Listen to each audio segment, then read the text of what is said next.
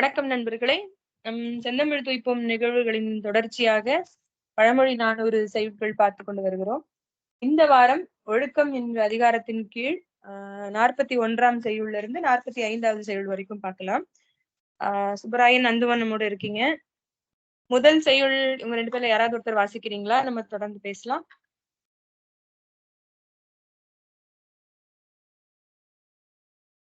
உறிஞ்சி நடப்பாரை உள்ளடி நோவா, நெருஞ்சி செய்வது ஒன்று இல்லை. செருந்தி இருங்கழித்தாலும் எரிக்கடல் தன் சேர்ப்ப, பெரும் பழி பேணாதவர்க்கு இல்.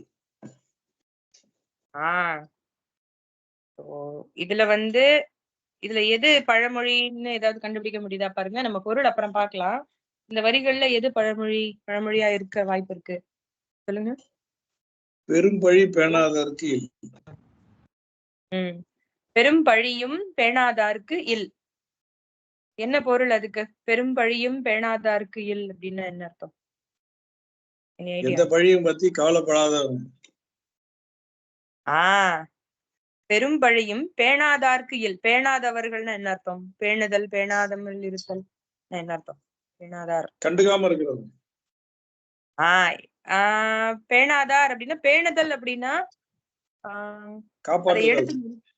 என்ன சார்? காப்பாற்றுதல். கரெக்ட். காப்பாற்றுதல், வாழ்க்கை முறையாக எடுத்துக்கொள்ளல், அதை அதன்படி ஒழுகுதல். இப்போ ஒரு ஒழுக்க விதிகள் இருக்கு, ஒரு அறநெறி விதிகள் இருக்கு அப்படின்னா அந்த அறநெறிகளின்படி தன்னுடைய வாழ்க்கையை எடுத்து நடத்தி ஒழுகுதல் அப்படின்னு வச்சுக்கலாம். அல்லது ஒழுக்கத்தை பேணுதல் அப்படின்னு சொல்றோம்ல. இப்ப தூய்மையை பேணுதல் அப்படின்னா தூய்மையை கை கொண்டு அதன்படி நடப்பது இல்லையா?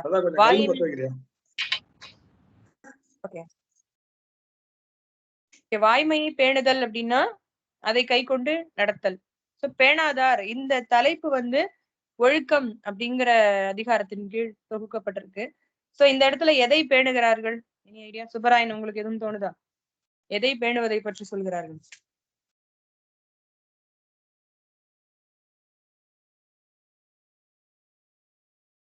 இந்த இடத்துல பேணுதல் அப்படிங்கிறது பெரும்பழி. எதை பேணுதல், எதை பேணுகிறார்கள்னு கேக்குறாங்க. இப்ப ஒழுகி நட பேணுதல்னா பெரும்பழியும் பேணாதார்க்கு இல். அந்த வரிக்கு என்ன பொருள்? ஒரு வரிக்கு மட்டும் சொல்லுங்க. பழமொழின்னு சொல்லிட்டீங்க, கரெக்ட். அதுக்கு என்ன பொருள்? அந்த ஒரு வரிக்கு மட்டும் பொருள் சொல்லுங்க. எந்த இத பத்தியும் கவலைப்படாம இருக்குது. ஓகே, வணக்கம் மனோகர். எந்த இத பத்தி கவலைப்படாம இருக்குல்ல, பெரிய பழியை கூட பெருசா எடுத்துக்காதவங்க. ஓகே, வணக்கம் மனோகரிமா. வணக்கம், அனைவருக்கும் வணக்கம். வணக்கம் வணக்கம். இன்னைக்கு 41வது செய்யுள்ல இருந்து 45வது வரைக்கும் பாத்துக்கிட்டு இருக்கோம். இப்பதான் முதல் செய்யுள் படிச்சுட்டு இருக்கோம். உங்களுக்கு ஸ்கிரீன் தெரியுதுங்களா மனோகரிமா? Screen share. அந்த செய்யுள் இப்போ அந்துவன் வாசிச்சாரு, அதுபடி விளக்கம் பேசிக்கிட்டு இருக்கோம். பெரும் பழியும் பேணாதார்க்கு இல் அப்படிங்கிறது கடைசி வரியில கொடுத்திருக்காங்க. அததான் பழமொழின்னு சொல்லியிருக்காரு. சோ அதுக்கு என்ன பொருள் அப்படின்னு நம்ம பேசிட்டு இருக்கோம். நான் திருப்பி படிக்கிறேன் செய்யுள். உறிஞ்சி நடப்பாரை உள்ளடி நோவா, நெருஞ்சியும் செய்வது ஒன்றில்லை. செருந்தி இருங்கழித்தாழும் எரிக்கடல் தன் சேர்ப்ப, பெரும்பழியும் பேணாதார்க்கு இல் அப்படின்னுங்கிறது செய்யுள். பெரும்பழியும் பேணாதார்க்கு இல். பெரும்பழியும் இல், பேணாதார்க்கு பெரும்பழியும் இல் அப்படின்னு மாத்தி படிக்கலாமா? அந்த நான் சொல்றது புரியுதா? அதே அப்படியே திருப்பி போடுங்க. பேணாதார்க்கு பெரும்பழியும் இல்ல. எதை பேணாதவர்களுக்கு? அவன் பெரும் பழியும் கூட அவனுக்கு இல்ல. எது அவனுக்கு இல்ல? எதை பேணாதவர்களுக்கு? அதை எடுத்துக்கொள்ளாதவருக்குன்னு அர்த்தங்களா? கரெக்ட். பேணாதவருக்கு, ஒழுக்கத்தை பேணாதவர்களுக்கு அப்படின்னு அர்த்தம். இந்த தலைப்பு நம்ம பார்த்துக்கிட்டு இருக்கிறது ஒழுக்கம் அப்படிங்கிற அதிகாரத்தின் கீழ் பார்த்துக்கிட்டு இருக்கோம் இல்லையா? போன சென்ற 2 வாரங்களோட தொடர்ச்சி. பேணாதவர்களுக்கு, ஒரு முறைப்படி வாழாதவர்களுக்கு, அவர்களுக்கு எந்த பழி வந்தாலும் கவலைப்பட மாட்டாங்களாம். எப்படி? இப்போ ஒரு திருடன் இருக்கான், ஒரு கொள்ளைக்காரன் இருக்கான், இல்ல ஒரு கிரிமினல் இருக்கான்னு வச்சுக்கலாம். அவன் செய்யறதே தப்புதான். எந்த ஒரு வாழ்வு நெறியும் கை கொண்டு அவர் எதையுமே பேணி ஒழுகி அவன் நடக்கல அப்படிங்கும்போது அவன் மேல ஒரு பெரிய பழி வந்தாலும் அதை பத்தி கவலைப்பட மாட்டான் அப்படின்னு சொல்லிதான் பழமொழி. இப்ப முதல் வரிக்கு வரலாம். மனோகரிமா, முதல் வரி 2 வரி படிங்க. உங்களுக்கு அர்த்தம் புரியுதான்னு பார்ப்போம், நம்ம பேசுவோம். உறிஞ்சி நடப்பாரை உள்ளடி நோவா நெருஞ்சியும் செய்வதொன்று இல்லை. திருந்தி இருங்கழித்தாழும் எரிகடல். உறிஞ்சி நடப்பாரை அப்படின்றது வந்து அழுந்த நடந்தங்களா? Correct, very good. உள்ளடி நோவா அப்படின்னா அந்த பாதம் நோகாம நெருஞ்சி முள் இருக்கு. நெருஞ்சியும் செய்வது ஒன்றில்லை. நெருஞ்சியும் செய்வது ஒன்றில்லை. நடக்கும் போது நமக்கு முள்ளு கீழே இருந்துச்சு. நம்ம எப்படி நடப்போம்? ஆக்சுவலா நம்ம பொதுவா மக்கள் நடக்கிறது வந்து ஒரு அடியா வச்சு நடப்போம் இல்லையா? ஒரு கால மேல தூக்கி இன்னொரு காலை எடுத்து வச்சு, சோ கால மேலடி அடி எடுத்து வச்சு நடப்போம். அதனாலதான் மெல்லடி அப்படின்னு சொல்றோம். ஆமா. இந்த உருட்டி நடப்பாறை அப்படின்னா தரையை தேய்ச்சிக்கிட்டே நடக்கிறது. ஓ, சரி சரி. சோ உறிஞ்சி நடப்பா, இப்ப நம்ம நல்ல தரையை தேய்ச்சு நான் நடக்கிறேன்னு வச்சுக்கோங்க. ஒரு காட்டு பகுதி, ஒரு வயல்வெளி, அந்த பகுதிக்கு போறேன். நான் காலை மேல எடுத்து அடுத்த அடி வைக்கும் போது அந்த இடத்துல ஒரு முள் இருந்துச்சுன்னா அது என் காலை கண்டிப்பா குத்திரும். ஆமா. ஏன்னா நம்மளுடைய ஃபுல் வெயிட்டும் அதுல வைக்கிறோம். அந்த தரையில படும்போது அந்த முள் இப்படி நீட்டிட்டு இருக்கும்போது காலை குத்திருது, நமக்கு வலி ஏற்படுது, துயரம் ஏற்படுது. ஆனா தூக்கி வச்சு நடக்காம நான் தரையை தேய்ச்சிக்கிட்டே நடக்கிறேன் அப்படின்னு வச்சுக்கோங்க. ஆமா. அப்போ எனக்கு அந்த இடத்துல ஒரு முள் இருக்கு, நெருஞ்சி முள்ளோ ஏதோ ஒரு கருவேல முள்ளோ ஏதோ ஒரு முள் இருக்கும் போது அந்த முள் என்னை குத்துறதுக்கு வாய்ப்புகள் எவ்வளவு இருக்கும்? ரொம்ப கம்மி தான் சான்ஸ். கம்மி. குத்தும், ஆனா என்ன ஆகாது, வலி தெரியாது. புரியுதுங்களா? இது ரொம்ப அழகா வந்து சொல்லியிருக்காங்க. எனக்கு அந்த ஓமை தான் பிடிச்சிருக்கு. நார்மலா நம்ம முள்ளு ஒருத்தருக்கு குத்துதுன்னா எப்படி குத்தும்? ஒண்ணு வேகமா ஓடுனா குத்தும், வேகமா நடந்தோம்னா குத்தும். ஒரு அடி எடுத்து வைக்கும் போது நம்ம பாடி வெயிட் ஃபுல்லா அந்த நம்ம பாதம் தாங்குறதுனால அந்த வெயிட்டான பொருள் இருக்கிறதுனால அடியில இருக்கிற முள் நமக்கு கால்ல குத்திரும். இதே தரையை தேய்ச்சு நடக்கிறோம் அப்படின்னா, தேய்ச்சு நடக்கும் போது அந்த முள்ளை குத்தினாலும் வெயிட் வந்து ஈவனா ஸ்ப்ரெட் ஆயிடுது இல்லையா? கரெக்டா? நம்ம பாடி வெயிட்ட வந்து சமமா பிரிச்சுதான் நடக்கிறோங்கும்போது முழு பாதத்திலையும் 2 பாதங்களையும் வெயிட்ட நம்ம பேலன்ஸ் பண்ணி தான் நடக்கிறோம். சோ பெரிய வெயிட் வந்து நம்ம ஃபுல் பாடி வெயிட் அந்த முள்ளு மேல இறங்காது. ஆக அப்படி இருக்கும்போது அங்க நெருஞ்சி முள்ளாகவே இருந்தாலும் அதை நீட்டி கொண்டு இருந்தாலும் நம்ம கால்ல குத்துச்சுன்னா என்ன தெரியாதான்? நெருஞ்சியும் செய்வது ஒன்றில்லை. ஒன்றுமில்லை. ஆனா நெருஞ்சி எல்லா பக்கமும் முள்ளு இருக்குமே நெருஞ்சி. ஆமா, அதுதான் கொடுத்திருக்காரு. பூ மாதிரி இருக்கும்ல அது இல்லையா? ஒரு பூ மாதிரி இருக்கும், எல்லா பக்கமும் குத்தும். கல்லு மாதிரி இருக்கும். என்ன மேடம்? கல்லா? சின்ன கல்லு மாதிரி இருக்கும், அதுல முள் இருக்கும். ஓகே. இல்ல அது ஒரு பூ மாதிரி இருக்காது. இந்த நம்ம இந்த ஃப்ரூட் மாதிரி. அதேதான், 2 பேரும் ஒன்னாதான் சொல்றீங்க. அது நடுவுல இருக்கிற இடம் பார்த்து மாட சொல்றாங்க. ஒரு கல்லு மாதிரி இருந்து சுத்தி நீட்டிட்டு இருக்கும். ஆமா. அந்த டிராகன் ஃப்ரூட் மாதிரி. டிராகன் ஃப்ரூட் பூ மாதிரின்னு சொல்றீங்க அது. ஆமா. கரெக்ட். டிராகன் ஃப்ரூட் இருக்கும் பாத்தீங்களா? நடுவுல அந்த மொத்தமா குமிழ் மாதிரி இருக்கும், சுத்திலும் தோல் இருக்கும் டிராகன் ஃப்ரூட்ல இல்லையா? இப்ப ரொம்ப டிராகன் ஃப்ரூட் கரெக்ட். அது மாதிரி தான், கிட்டத்தட்ட அது மாதிரி தான் இருக்கும். All around correct. சோ அப்படி அதனாலதான் அவங்க நெருஞ்சி. என்ன சார்? எப்படியுமே குத்திரும் அது. தப்பிக்கவே முடியாது. தேய்ச்சி நடக்கும் போது அது நமக்கு வலிக்காதுன்னு சொல்ல வராருன்னு நினைக்கிறேன். நெருஞ்சியும் செய்வது ஒன்றில்லை. ஓகே. அடுத்து தெருந்தி இருங்கழி தாழும் எரிகடல் தன் சேர்ப்ப. இந்த எரிகடல் தன் சேர்ப்ப அப்படின்னா என்ன அர்த்தம்? தன்னா என்ன? இது வந்து ஒரு வெளி. இதுக்கும் பழமொழிக்கும் சம்பந்தம் கிடையாது. நம்ம ஒரு வெளின்னு சொல்றோம் இல்லையா? ஒருத்தரை கூப்பிட்டு அவர்கிட்ட சொல்ற மாதிரி புலவர் ஆசிரியர் எழுதியிருக்கார். எரிகடல் தன் சேர்ப்பன்னா என்ன அர்த்தம்? தன்னா என்ன? மத்தவங்க சொல்லுங்க. வணக்கம் தினேஷ். தினேஷ் தானே இருக்காரு. தன்னுடைய குளிர்ச்சி இல்ல, அது வேற இன் வரும். தன்மை, குளிர்ச்சி, தன்மை. கரெக்ட். தினேஷ் கேக்குதுங்களா நாங்க பேசுறது? வணக்கம், இருக்கீங்க? Okay okay. சோ தன் சேர்ப்ப அப்படின்னா, சேர்ப்பன்னா சேர்ந்த நாட்டை உடையவன். தன் அப்படின்னா குளிர்ச்சி. சோ எரிகடல் தன் சேர்ப்ப, குளிர்ச்சியான கடலினை உடைய நாட்டினை உடையவனே, கடலை உடைய நிலத்தை உடையவனே அந்த கடல் எப்படி இருக்கான்? அட்ஜெக்டிவ் ஃப்ரேஸ் முதல்ல கொடுத்திருக்காங்க. செருந்தி இருங்கழி தாழும். இது செருந்தி அப்படிங்கிறதுக்கு வந்து செருந்தி மரங்கள் அப்படின்னு கொடுத்திருக்காங்க. எனக்கு செருந்தி மரம்னா என்னன்னு தெரியல. அது என்ன பாக்கணும். அந்த மரங்கள் வந்து இருங்கழி தாழும். இந்த விளக்க உரையில பாத்தீங்கன்னா உப்பங்கழி, அந்த கடல்ல இருக்கக்கூடிய உப்பங்கழிகள் இருக்குல்ல, உப்பு இது பண்ற கழிகள், கழிமுகம் அப்படின்னு நம்ம சொல்லுவோம் இல்லையா? அது வந்து கடல்ல நீர் சேர்ற இடமாவும் இருக்கலாம், அல்லது உப்பங்கழிகளாகவும் இருக்கலாம். கடலை ஒட்டி இருக்கக்கூடிய அந்த கழிமுகங்கள், அதுல அந்த மரங்கள் வந்து தாழ்ந்து இருக்காம். சோ அந்த அளவுக்கு வளமா இருக்கு. பொதுவா சொல்லுவோம்ல, சுனையிலும் ஆற்றிலும் வந்து பலா மரங்களும் தென்னை மரங்களும் தாழ்ந்து இருக்கு. அதாவது அந்த அளவுக்கு வெயிட் தாங்காம தாழ்ந்து இருக்கான்.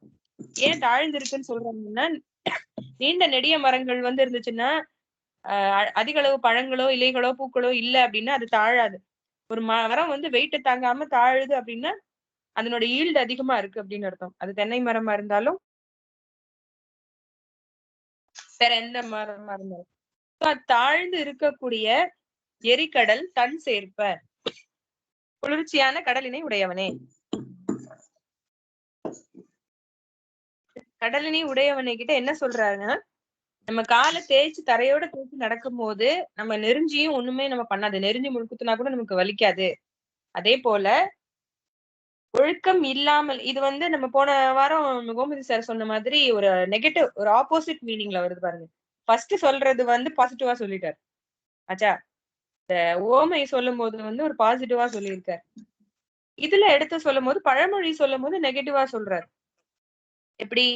பெரும்பழியும் பேணாதார்க்கு இல். இப்போ யார் வந்து பழிக்கு அஞ்சுவா? பழிக்கு அஞ்சுபவர்கள் யார்? ஐயோ நம்ம மேல பழி வந்துருமோன்னு அஞ்சுறவங்க யாரா இருப்பாங்க? ஒழுக்கத்தில் சிறந்தவர்கள். கரெக்ட். வணக்கம் சிவபாலன். ஓகே. ஒழுக்கத்தின்படி நடப்பவர்கள், கெட்ட பெயருக்கு பயப்படுறவங்க, கரெக்டா வந்து லைஃப் லீட் பண்ணிட்டு போறவங்க தான் வந்து நம்ம மேல பழி வந்துருமோ ஒவ்வொரு விஷயமும் பயந்து நேர்வழியில நடப்பாங்க. அப்படி எந்த ஒரு ஒழுக்க விதிகளையும் தன்பால் பேணாதவர்களுக்கு எந்த பழி வந்தாலும் அவங்க அதை பத்தி கவலைப்பட மாட்டாங்க. இதுக்கு ஓமையா என்ன சொல்லியிருக்காருன்னா, தரையை நல்லா தேய்ச்சி ஆழ்ந்து ஊன்றி நடப்பவர்களுக்கு நெருங்கி முழுக்குனா கூட பெருசா தெரியாது. அதே போல அதுக்கு அப்படியே ஒரு நெகட்டிவ் மீனிங்கா வந்து இதை கொடுத்திருக்காரு. ஒழுக்கத்தின் வழி பேணாதவர்கள் யாருக்கும் வந்து ஒழுங்கா நடக்காதவங்க. ஏன்னா நடை அப்படிங்கறது அங்கேயும் இருக்கு இங்கேயும் இருக்கு. நடை அப்படிங்கிறதுக்கு ரெண்டு பொருள் இருக்கு. நடத்தல், வாக்கிங்கிறது ஒரு பொருள், நடைன்னா நன்னடத்தை, நடத்தை அப்படிங்கிறது ஒரு பொருள். சோ ஒழுங்கா நடக்காம தேய்ச்சி தேய்ச்சி நடக்கிறோம். இப்ப தேய்ச்சி தேய்ச்சி நடக்கிறதா நடக்கிற முறையா? இல்ல தானே. நடக்கிற முறை என்ன நார்மலா? ஆமா, காலை தூக்கி வச்சு நடந்து போகணும். அதுதான் வந்து காலை தூக்கி வச்சு ஒழுங்கா நடக்கிற முறைங்கிறது. அது ஒழுங்கா நடக்காம நான் பாட்டுக்கு தேய்ச்சி தேய்ச்சி தேய்ச்சி தேய்ச்சி நடந்துகிட்டு இருந்தேன்னா எனக்கு பெருசா முள்ளெல்லாம் குத்தினாலும் பெருசா வலிக்காது. அதே போல சரியான வாக்கிங்கும் வந்து நல்ல நடையா ஒழுங்கான நடையா இல்லாம இருக்கிறவங்களுக்கு முள்ளு குத்தாத மாதிரி, தன் வாழ்வு நடையும் வாழ்க்கையும் நடத்தையும் ஒழுங்காக பேணாதவர்களுக்கு எவ்வளவு பெரிய பழி வந்தாலும் நெறிஞ்சு முள்ளு குத்தாம இருக்கிற மாதிரி அவங்களுக்கு ஒண்ணுமே பண்ணுது அப்படின்னு சொல்லி முடிக்கிறது. கரெக்டா? புரிஞ்சுதா? Any doubts? மேடம், அந்த செருந்தி இருந்தாலி தாளும், அது இருங்கழி தாளும், அது என்னன்னு புரியல எனக்கு. இன்னும் கிளாரிட்டி இல்லையே. செருந்தின்றது ஒரு மரம் சொல்லுங்க. கடலை சொல்றாங்க தானே, இருங்கழி. கடல்ல இருக்கிற தினேஷ் ஷேர் பண்ணிருக்காரு. நான் அத ஸ்கிரீன்ல காட்டுறேன். உங்களுக்கு தெரியுதுங்களா? மஞ்சள் நிறத்துல ஒரு பூ, செருந்தி பூன்னு போட்டிருக்காரு. அது ஒரு வகை பூ போல இருக்கு. அது என்ன பூன்னு எனக்கும் தெரியல. நீர் பிரதேச நெய்தல் நிலத்துல வளரக்கூடிய பூவா? தினேஷ் நீங்க பேச முடியும்னா பேசலாம். இது எங்க வளரக்கூடிய பூ? ஓகே. அந்த செருந்தி மரங்கள் எரிகடல் தன் சேர்ப்ப, நம்ம விளக்க உரையில பார்க்கலாம். பாருங்க.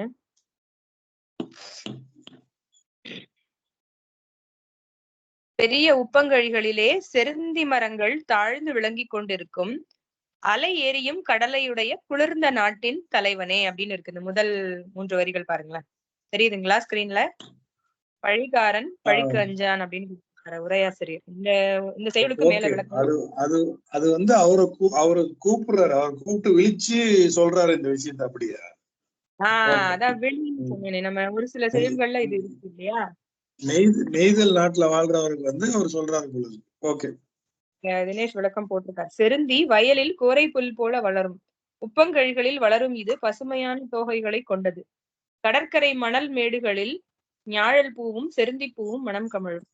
செருந்தி சூரியன் செதில் போல் அரும்பி பூக்கும். நன்றி தினேஷ். அது ஒரு பூ, அதாவது நம்ம செம்பருத்தின்னு சொல்றோம் இல்லையா, அந்த மாதிரி ஒரு வகை. அதனுடைய ஃபேமிலியில இருக்கக்கூடிய மஞ்சள் நிற பூ. மேக்சிமம் வந்து அது கடற்கரைகளிலும் உப்பங்கழிகளிலும், அதாவது நெய்தல் நிலத்தில் வளரக்கூடிய செடின்னு நினைக்கிறேன். அது வளரக்கூடிய பூ சூரியன் கதிர் மாதிரி நல்ல செம்பருத்தி பூ மாதிரி வளர்ந்துருக்கு. அதாவது வளமையுடைய நாட்டின் தலைவனே, நாட்டை உடையவனேன்னு சொல்ல வந்தவங்க கடலை பத்தி சொல்லணும். நெய்தல் நில தலைவனை கூப்பிட்டு சொல்றாங்க. மலை அவனே, மலை கொண்டவனே, வெப்பனே அப்படின்னு இதுக்கு முன்னாடி செயல்கள் வந்தது இல்லையா? ஞாபகம் இருக்கா? நம்ம போன வாரம் அதுக்கு முன்ன மாதிரி பார்த்த வாரங்கள் எல்லாம் மலை நாட்டில் வாழக்கூடிய ஒருத்தனை கூப்பிட்டு ஒரு விஷயத்த சொல்றாரு. ஒரு விழி. இங்க இந்த இடத்துல வந்து நெய்தல் நில தலைவன்னு சொல்றாரு. நெய்தல் நாட்டில் இருக்கக்கூடிய நெய்தல் நிலங்களில் வாழக்கூடிய ஒருவனை கூப்பிட்டு சொல்றாரு. அவனுடைய நாடு, அந்த நிலம் எப்படி இருக்கு? அலை எரியும் கடலையுடைய, எரிக்கடல் அப்படின்னா அலைன்னா அலை நல்லா அடிக்கக்கூடிய, வளம் கொழிக்கக்கூடிய அந்த கடலை உடைய, நிறைய அலை அடிக்கக்கூடிய கடலை உடையவனே. அந்த அலை அடிக்கக்கூடிய கடல் எப்படி இருக்கு? உப்பங்கழிகள்ல செருந்தி மரங்கள் நிறைய குலுங்குது. அலைகளும் இருக்கு. அவ்வளவு வளமான நாட்டை உடையவனே, இந்த மாதிரி கேளு அப்படின்னு சொல்றார். ஓகேவா? ரைட். ஓகே, அடுத்த செய்யுள் வாசிக்கலாமா? ஒரு நிமிஷம்.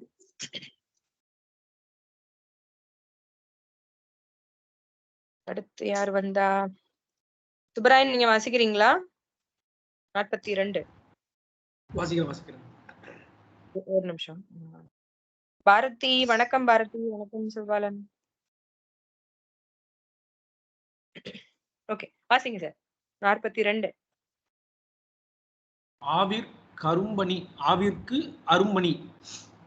அரும்பணி தாங்கிய மாலையும் கோவிற்கு கோவலன் என்றுலகம் கூறுமால் தேவர்க்கு மக்கட்கென வேண்டா தீங்குரைக்கும் நாவிற்கு நல்குரவு இல்.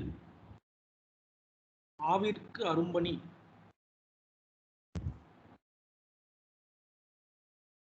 கேக்குதுங்களா? சரி, இதுல எது சார் பழமொழி? நாவிற்கு நல்குரவு இல். Very good. நல்குரவு இல். நல்குரவு அப்படின்னா இதுல வந்து உரையாசிரியர் வந்து வறுமைன்னு கொடுத்திருக்காரு.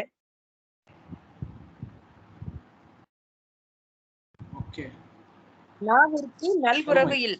நாவிற்கு வறுமையே இல்லை. நாவிலிருந்து சொல்லக்கூடிய சொற்களுக்கு வறுமையே இல்லை. அவங்க சொல்லுக்கு பஞ்சமே இல்லை அப்படின்னு சொல்றோம் இல்லையா? வாயை அடக்கவே முடியாது அப்படின்னு சொல்றாங்க. நீ பேசிக்கிட்டே இருப்ப, எதுவா இருந்தாலும் பேசிடுவ அப்படின்னு சொல்றோம்ல. சோ நாவிற்கு நல்குரவு இல். ஆச்சா, இதுதான் பழமொழி. இப்ப முதல் வரிய வாசிங்க. முதல் 2 வரிகள்.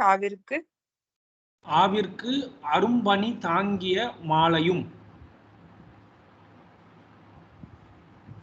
என்ன பொருள்? ஆனா என்ன அர்த்தம்? ஆவினா பசு. கரெக்ட். ஆவிற்கு அரும்பணி தாங்கிய மாலை என்ன அர்த்தம்? மாலைனா மால். மாலை அது வந்து ஓகே ஓகே ஓகே. மாலா திருமாலுக்காக மாலைன்னு போட்டிருக்காரு. மாலை, திருமாலை, பெருமாளைன்னு சொல்றோம்ல, அந்த மாலை. ஆவிற்கு அரும்பணி தாங்கிய மாலையும். அது என்ன? இல்ல, அந்த முதல் வரிய பேசி முடிச்சிருவோம். முதல் வரிக்கு என்ன பொருள்? பசுவுக்கு அவர் ஏன் கொடை பிடிக்கணும்? என்ன அர்த்தம் அதுக்கு? கோவர்த்தனகிரியை வந்து அவங்க தூக்கி இது பண்ணாரு இல்லைங்க மேம், அதுவா அது பத்தி சொல்றாங்களாம். Very good. அதேதான். யாதவ கூட்டத்துக்காக கோவர்த்தன மலையை வந்து இது பண்றாரு இல்லையா? கரெக்ட். சோ கோவர்த்தன மரத்தை தூக்கி அரும்பனின்னு இருக்கு. எதுல இருந்து காப்பாத்துறாரு ஆடு மாடுகளை? அந்த ஒரு துன்பத்துல இருந்து, அந்த ஒரு கஷ்டத்துல இருந்து மேம். ஒரு கஷ்டத்துல இருந்து. என்ன கஷ்டம்? இல்ல, அந்த புராண செய்தி, அந்த கதை ஞாபகம் இருக்கான்னு கேக்குறேன். இதுல கூட வரும் பாரதத்துல. என்னன்னா, அரும்பனி அப்படின்னா மழை. இந்த இடத்துல வந்து மழை. மச்சா. இந்திரன் வந்து கோவப்பட்டு வந்து கடும் மழையை பொழிவிப்பார். சோ அப்படி மழை பொழிவிக்கும் போது ஆடு மாடுகள்லாம் வந்து அந்த மழையில நனைஞ்சு ரொம்ப குளிரும், ரொம்ப நடுங்கும். அதுல இருந்து அந்த ஆடு மாடுகளை ஆணிரைகளை காப்பாற்றுவதற்காக கண்ணன் வந்து திருமாலுடைய அவதாரமான கிருஷ்ணன் வந்து கோவர்த்தனகிரி மலையை தூக்கி பிடித்து அந்த குடை போல அந்த ஆணிரைகளுக்கு கடும் மழையிலிருந்து அடைக்கலம் கொடுத்தவரா ஒரு கதை நமக்கு தெரியும். சோ ஆவிற்கு அரும்பனி தாங்கிய மாலையும். அடுத்த வரி படிங்க. கோவிற்கு கோவலன் என்றுலகம் கூறுமால். என்ன பொருள்? கோவிற்கு கோனா கோனா தலைவன் கோசாலை. கோசாலை. கரெக்ட். கோசாலைன்னு ஒரு பொருள் இருக்கு. இந்த இடத்துல வந்து நம்ம கோசாலைன்னு புரிஞ்சுக்கலாம். ஏன்னா ஆரம்பத்துல வந்து ஆன்னு சொல்லிட்டாங்க இல்லையா? கோவிற்கு கோவலன் என்றும் உலகம் கூறுமால். ஓகே. கூறுமால் அப்படின்னா இந்த இடத்துல மால்ங்கிற இடைப்பொருள் அந்த கன்ஜக்ஷன் வந்து அடிக்கடி வருது இல்லையா செய்யுள்ள. கூறுமால்னா கூறியதால், சொல்லியதால், அதனால், இதனால்னு சொல்றோம்ல. அதை அப்படி பண்ணிட்டதுனால, அது அப்படி செஞ்சிட்டதுனால, இந்த நாளன்னு சொல்றோம்ல, அதனாலன்னு சொல்றது, அதனால்னு சொல்றதா மால்னு நம்ம புரிஞ்சுக்கணும். இந்த இடத்துல இந்த 4வது வரியில வரக்கூடிய மால். சரி, இப்ப படிங்க. கோவிற்கு கோவலன் என்று உலகம் கூறுமால். உலகம் கூறுகின்றபடியா? உலகம் என்ன சொல்லுது? கோவிற்கு கோவலன்னா என்ன பொருள்? கோவலன்னா கோமகன். கோமகன் அதோட தலைவன். கோசாலைக்கு தலைவன். கோசாலைக்கு தலைவன் யாரு? கண்ணன். பசுவோட பையன் கண்ணன். என்னன்னா இடையன்னு நம்ம சொல்லுவோம் இல்லையா? இப்ப கோணார்கள்னு கூட சொல்லுவோம், யாதவர்கள்னு சொல்லுவோம், இடையன் அப்படின்னு சொல்லுவோம் இல்லையா? அதாவது ஆடு மாடு மேய்க்கிறவங்க. சிம்பிளா சொன்னாதுதான். சோ இடையர்கள்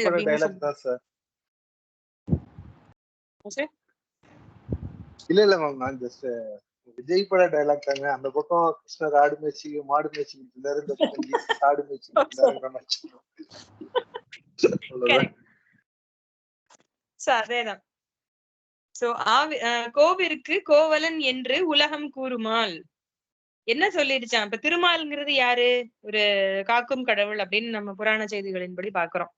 ஆண்டவன் தானே சொல்லணும். ஆண்டவன் வந்து ஆநிரைகளை காப்பாற்றினார் அப்படின்னு தான் சொல்லணும்.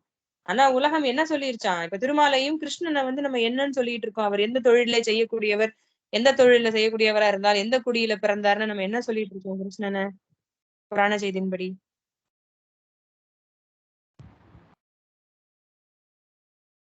இருக்கீங்களா லைன்ல? கேக்குதா நான் பேசுறது? கேக்குதுங்க. பதிலே வரலையே யார்கிட்ட இருந்தோம். கிருஷ்ணனை என்ன தொழில் செஞ்சுட்டு இருந்தாருன்னு நம்ம சொல்றோம். சொன்னாரே ஆடு மேய்ச்சிட்டு இருந்தவர் சொல்றாங்க. மாடு மேய்ச்சிக்கிட்டு இருந்தாரு அப்படின்னு நம்ம சொல்லி மாடு மேய்க்கிற இடையன் அப்படின்னு சொல்லிடுறோமா.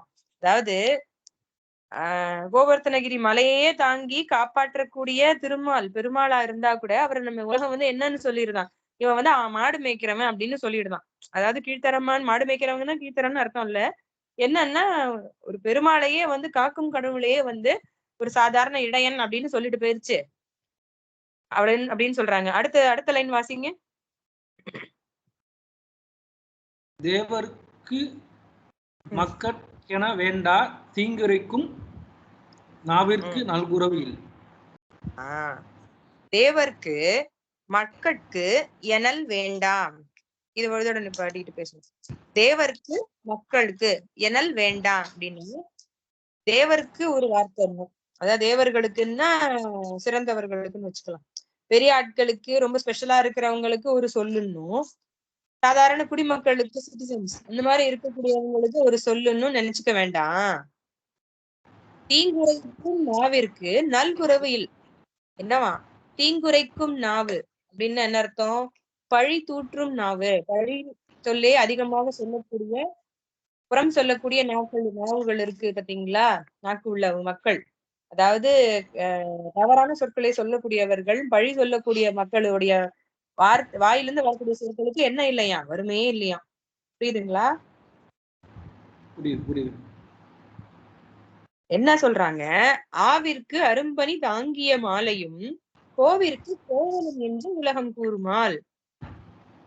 குடைபிடிச்சு ஆநிரைகளை காப்பாற்றிய அந்த திருமாலையே வந்து இவன் இடையன் மாடு மேய்க்கிறவன் உலகம் சொல்லும் போது, அவ்வளவு பெரிய ஆளையே வந்து அவன் ரொம்ப டக்குன்னு ஒரே நிமிஷத்துல உலகம் கீழே இறக்கி சொல்லிடுது.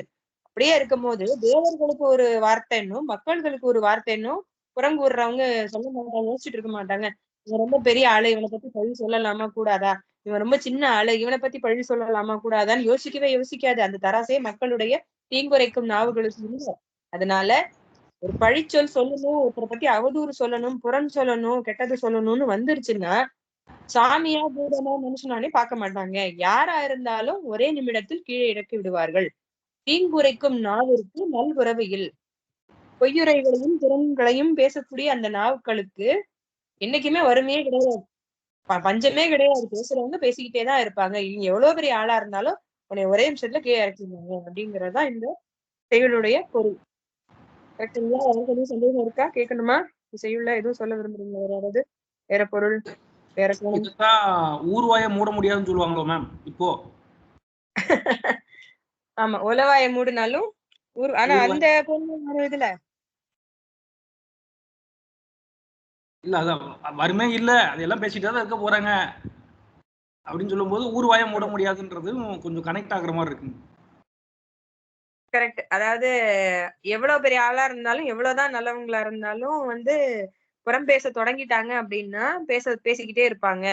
அதாவது யார் மேல பழி சொல்லலாம், ஜனங்க வந்து சமுதாயம் வந்து ஒரு பழின்னு ஒரு சொல்ல ஆரம்பிச்சிட்டாங்க அப்படின்னா, அது ஒரு சீஃப் மினிஸ்டரா இருந்தாலும் பிரைம் மினிஸ்டரா இருந்தாலும் ஒரு சாதாரண ஊழியனா இருந்தாலும் டக்குன்னு ஊர் வந்து அந்த புறம் பேசுறது புரணி பேசுறது எல்லாம் பேச ஆரம்பிச்சிருவாங்க. அதனால தீயுரைகளை சொல்லக்கூடிய நாவு வந்து பஞ்சமே கிடையாது நம்ம ஊர்ல. எவ்வளவு பெரிய ஆளா இருந்தாலும் அவரு மேல பழி சொல்லக்கூடியவர்கள். இதனால என்ன சொல்ல வராங்கன்னா, பெருசா அந்த பழிச்சொற்களுக்கு வந்து நம்ம செவி கொடுக்க தேவையில்லை அப்படிங்கிறத நான் புரிஞ்சுக்கிறேன். ஏன்னா எவ்வளவு பெரியவங்களா இருந்தாலும் சின்னவங்களா இருந்தாலும் யோசிக்காம நம்ம ஊர் வந்து பழி அள்ளி தூட்டி விடும், சேர் அள்ளி போட்டுரும். அதனால அதை பத்தி பெருசா யோசிக்க வேணாம் அப்படின்னு அவர் சொல்றதா நான் புரிஞ்சுக்கிறேன். ஓகேவா? இது எல்லாமே வந்து ஒழுக்கம் அப்படிங்கிற அந்த பிரிவுல வர்றதுனால ஒருத்தன் ஒரு ஆணோ பெண்ணோ ஒழுக்கம் கெட்டவர்கள் அல்லது நடத்தை கெட்டவர்கள் அப்படிங்கிற வார்த்தையை வந்து டக்குன்னு சொல்லிடும். இவ்வளவு காலமா வந்து எவ்வளவுதான் நடத்தையோட இருந்தாலும் நன்னடத்தையோட இருந்திருந்தாலும் பழி சொல்லணும்னு ஆரம்பிச்சா உடனே சொல்லிடும் அப்படிங்கறதுதான் செய்யுளுடைய பொருளா இருக்கு. கரெக்டா? ஓகே, அடுத்தது செய்யுள் போலாமா? நல்குறவுங்கிறதுக்கு என்ன மீனிங் வரும்? மைனு கொடுத்திருக்காரு சார் அந்த உரையில வந்து.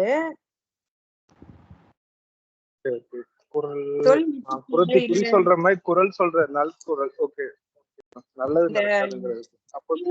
நான் ஒரு உரை இப்ப ஸ்கிரீன்ல வச்சிருக்கேன் பாருங்க. பழிக்கும் குணம். அதாவது நான் படிக்கிறேன். பசுக்கூட்டங்களுக்கு மிகுந்த துன்பம் தந்த காலத்திலே கோவர்த்தனகிரியை குடையாக பிடித்து காத்தவன் திருமாலாகிய கண்ணன். அதனால் அவனையும் மாடுகளுக்கு தக்க இடையனாவான் என்று உலகத்தார் சொல்லுவார்கள். ஆகவே தேவர்களுக்கு உரைக்கும் வார்த்தை மக்களுக்கு உரைக்கும் வார்த்தை என்று எதனையும் சொல்ல வேண்டாம். ஒருவரை தீங்காக பேசுகின்ற நாவிற்கு சொல் முட்டுப்பாடே கிடையாது. முட்டுப்பாடுன்னா தட்டுப்பாடு. ஆச்சா? சோ நல்குறவு அப்படின்னா வந்து பழமொழிங்கிறது என்னன்னு கொடுத்திருக்காங்கன்னா, தீங்குரைக்கும் நாவிற்கு நல்குறவு இல் அப்படிங்கறதா பழமொழி கொடுத்திருக்காங்க. நல்குறவுனா பஞ்சம் மேடம், வறுமை பஞ்சம்.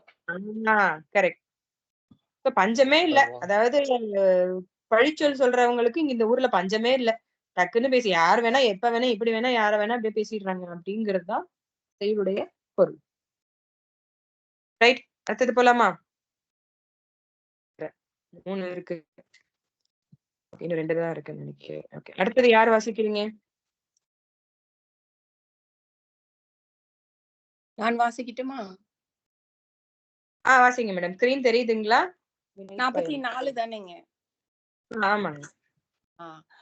தெரியுது. வினைப்பயன் ஒன்றின்றி வேற்றுமை கொண்டு நினைத்து பிறர் பணிப்ப செய்யாமை வேண்டும். புனப்பொன் அவிர் சுணங்கிற் பூங்கொம்பர் அண்ணாய் தனக்கின்னா இன்னா பிறர்க்கு.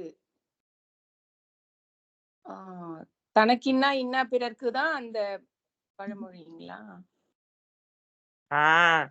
இது எங்கேயோ படிச்ச மாதிரி இருக்குல்ல. நம்ம திருக்குறள்ல திருக்குறள் இருக்கோ இல்லையா? ஆமா அது ஆமா தெரிஞ்சவங்க ஆமா. சொல்லுங்க. ஆ, பூங்கொம்பர் அதாவது சொல்லுங்க. பூங்கொம்பர் அண்ணாய், அது எனக்கு புரியல. அண்ணா வந்திருக்காங்க. வணக்கம் கோமதிசங்கர் அண்ணா. சாரா? வணக்கம் சார். எனக்கு ஸ்கிரீன்ல தெரியல. வணக்கம் சார். வணக்கம் வணக்கம் வணக்கம் வணக்கம் வணக்கம்.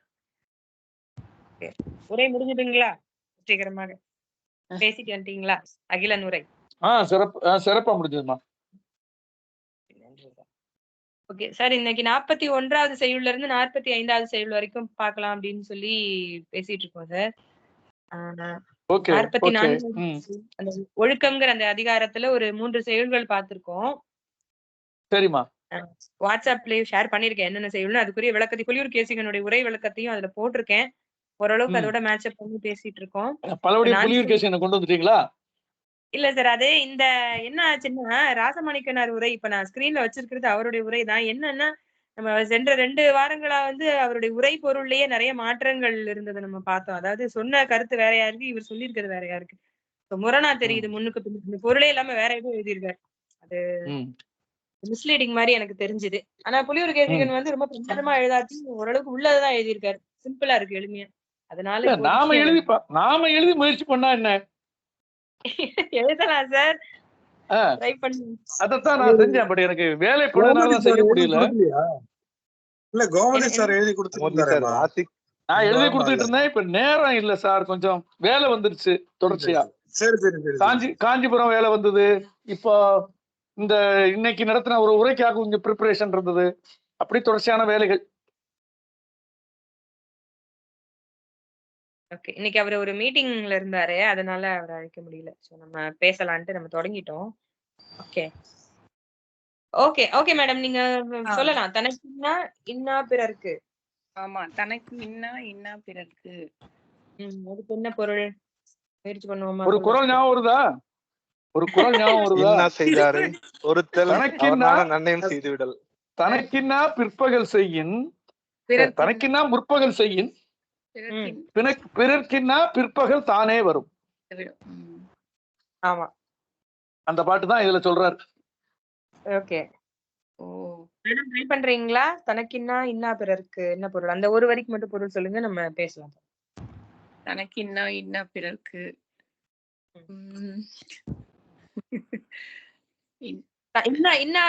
இன்னா செய்தல், இன்னா செய்தாரு, இன்னாதது தீயது செய்தல். கெடுதல், நெகட்டிவ் மீனிங் இல்லையா?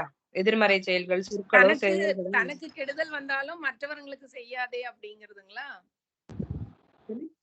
தனக்கு இன்னாதது பிறர்க்கும் இன்னாததாக இருக்கும். மீனிங் அடிச்சா நமக்கு வலிக்குதுன்னா மத்தவனுக்கும் வலிக்கும்ல. ஆமா, எனக்கு ஒரு விஷயம் கெடுதலா தெரியுதுன்னா, இப்ப யாராவது சத்தம் போட்டு கத்தி பேசினா எனக்கு அது கஷ்டமா இருக்குன்னா, அதே மாதிரி நான் கத்தி பேசினாலும் மத்தவங்களுக்கு கஷ்டமா இருக்கும். கண்டிப்பா. எனக்கு பசி கொடுமை இருக்குன்னா மத்தவனுக்கும் அந்த பசி கொடுமை இருக்கும் இல்லையா?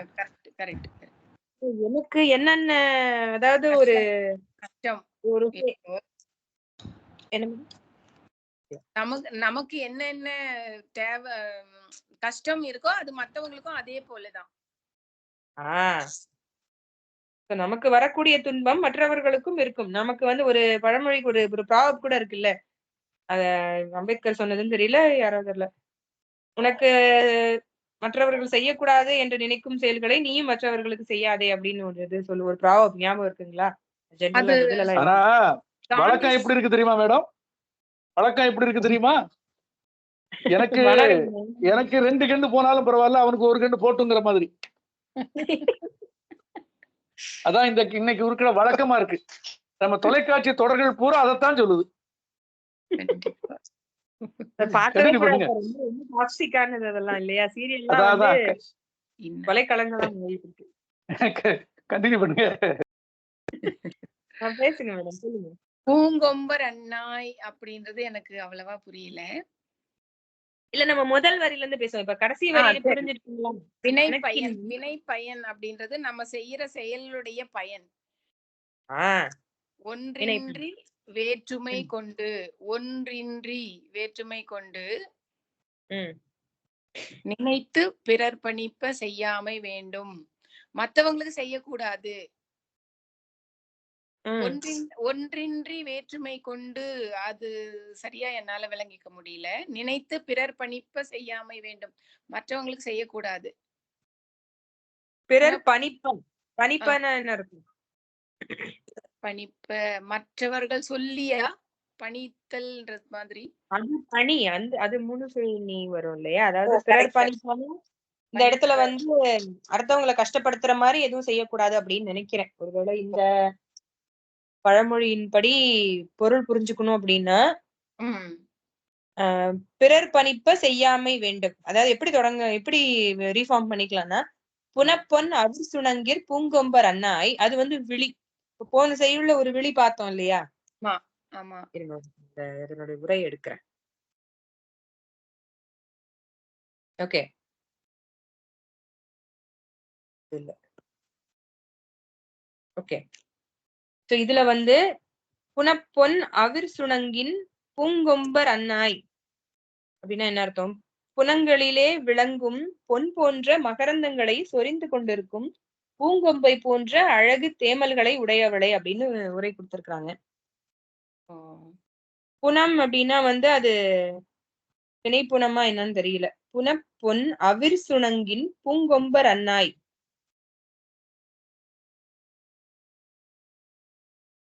ஸ்கிரீன் தெரியுதுங்களா உங்களுக்கு? இந்த தெரியுதுங்க. ஓகே. புனங்களிலே திணைப்புணம்னு நினைக்கிற புனங்களிலே பொழில்களிலே விளங்கும் பொன் போன்ற மகரந்தங்களை சொரிந்து கொண்டிருக்கும் பூங்கொம்பு போன்ற அழகு தேமல்களை உடையவளேன்னு இருக்கு. பூங்கொம்பர் அப்படின்னா வந்து எனக்கு தெரிஞ்சு இது தோளைதான் குறிப்பிடுறதா இருக்கணும். இது ஏன் தேமல்னு அவர் கொடுத்திருக்காருன்னு எனக்கு தெரியல. சோ பூங்கொம்பர் அண்ணாய் அந்த மகரந்தங்களை பொழியக்கூடிய பூ போன்ற கொம்பு. ரொம்ப அந்த பொண்ணு ரொம்ப மெல்லியவள்னு சொல்றதுக்கு அப்படி சொல்லிருக்காரு.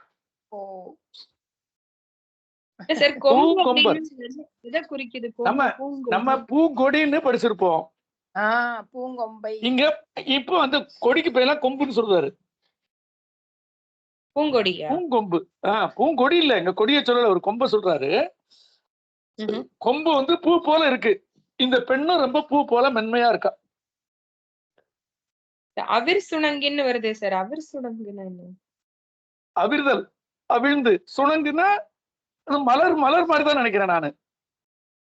இல்ல இந்த இது மகரந்த தூள அந்த அவிர்ந்து அந்த மலர்ல இருந்து அவிழ்ந்து வெளியே போகுது, அந்த மாதிரி வச்சுக்கலாம். கீழே விழுவது சிதறக்கூடிய. ஆமா, அதாவது மகரந்த தூள்களை சிதறக்கூடிய பூங்கொம்பு போன்றவளே. இந்த பாட்டுல வந்து ஒரு பெண்ணை குறிப்பிடுறாரு. மேபி ஒரு மருத நில பெண்ணுன்னு நினைக்கிறேன். புனப்பொன் அப்படின்னா புனம்னா திணைப்புணம் அப்படி எடுத்துக்கலாமா சார்? இல்ல பொழில் அப்படி எடுத்துக்கலாமா? பூம்பொழில் அப்படி ஏதாவது? திணைப்புணம் தான். திணைப்புணத்துல மகரந்தங்கள் வந்து பொன் நிறத்துல வருது, அப்படி வச்சுக்கணும்.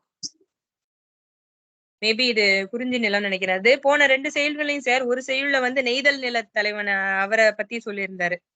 அதுக்கு முந்தின இதுல எல்லாம் நம்ம பார்த்த போது வந்து மலைநாடன் வெப்ப மலைநாடனேன்னு இருக்கு. அதாவது ஒவ்வொரு சும்மா நாங்களா பேசிட்டு இருந்தோம் நீங்க வரதுக்கு முன்னாடி. ஒவ்வொரு செயல்லையும் வந்து அந்த ஐவகை நிலத்தில் ஒவ்வொரு பாடல்லையும் ஒவ்வொரு நிலத்தில் இருக்கக்கூடியவர்களை மாத்தி மாத்தி சொல்லிட்டே இருக்காரு சார். இந்த முன்றுரை அறையனுடைய அந்த அவருடைய டெம்ப்ளேட் இதுல வந்து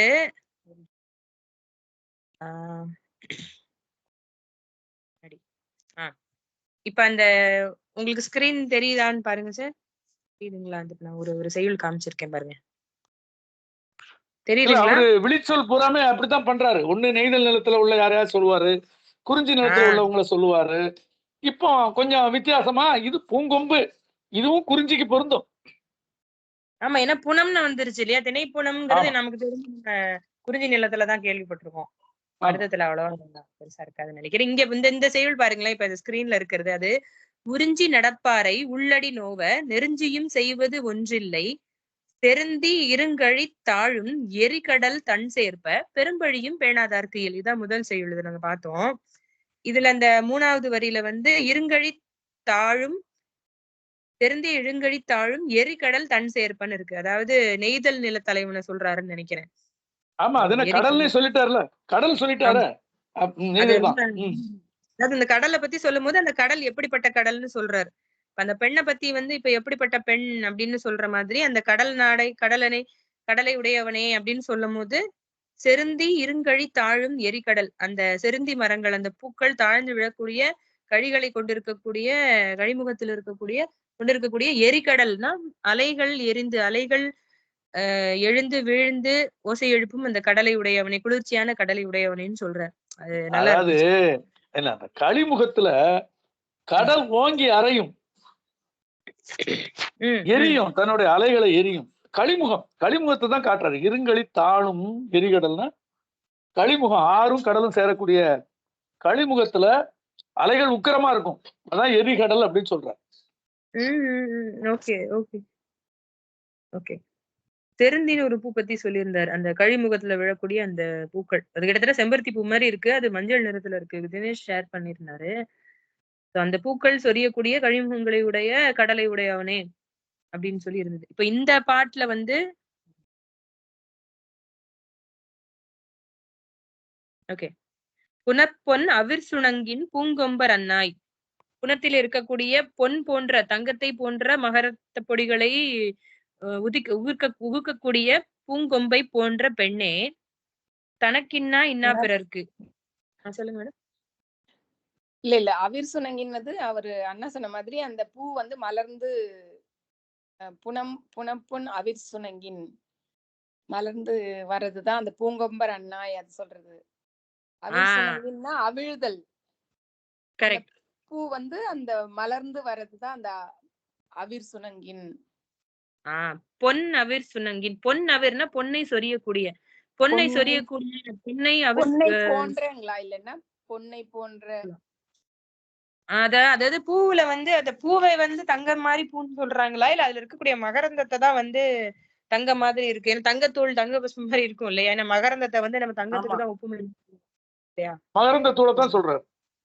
அப்படியாதான் இருக்கும். சோ புனத்தில் இருக்கக்கூடிய பொன் அவிர் சுணங்கின், பொன் போன்ற மகரந்த தூளை உகக்கக்கூடிய பூங்கொம்பை போன்ற பெண்ணே, தனக்கின்னா இன்னா பிறருக்கு.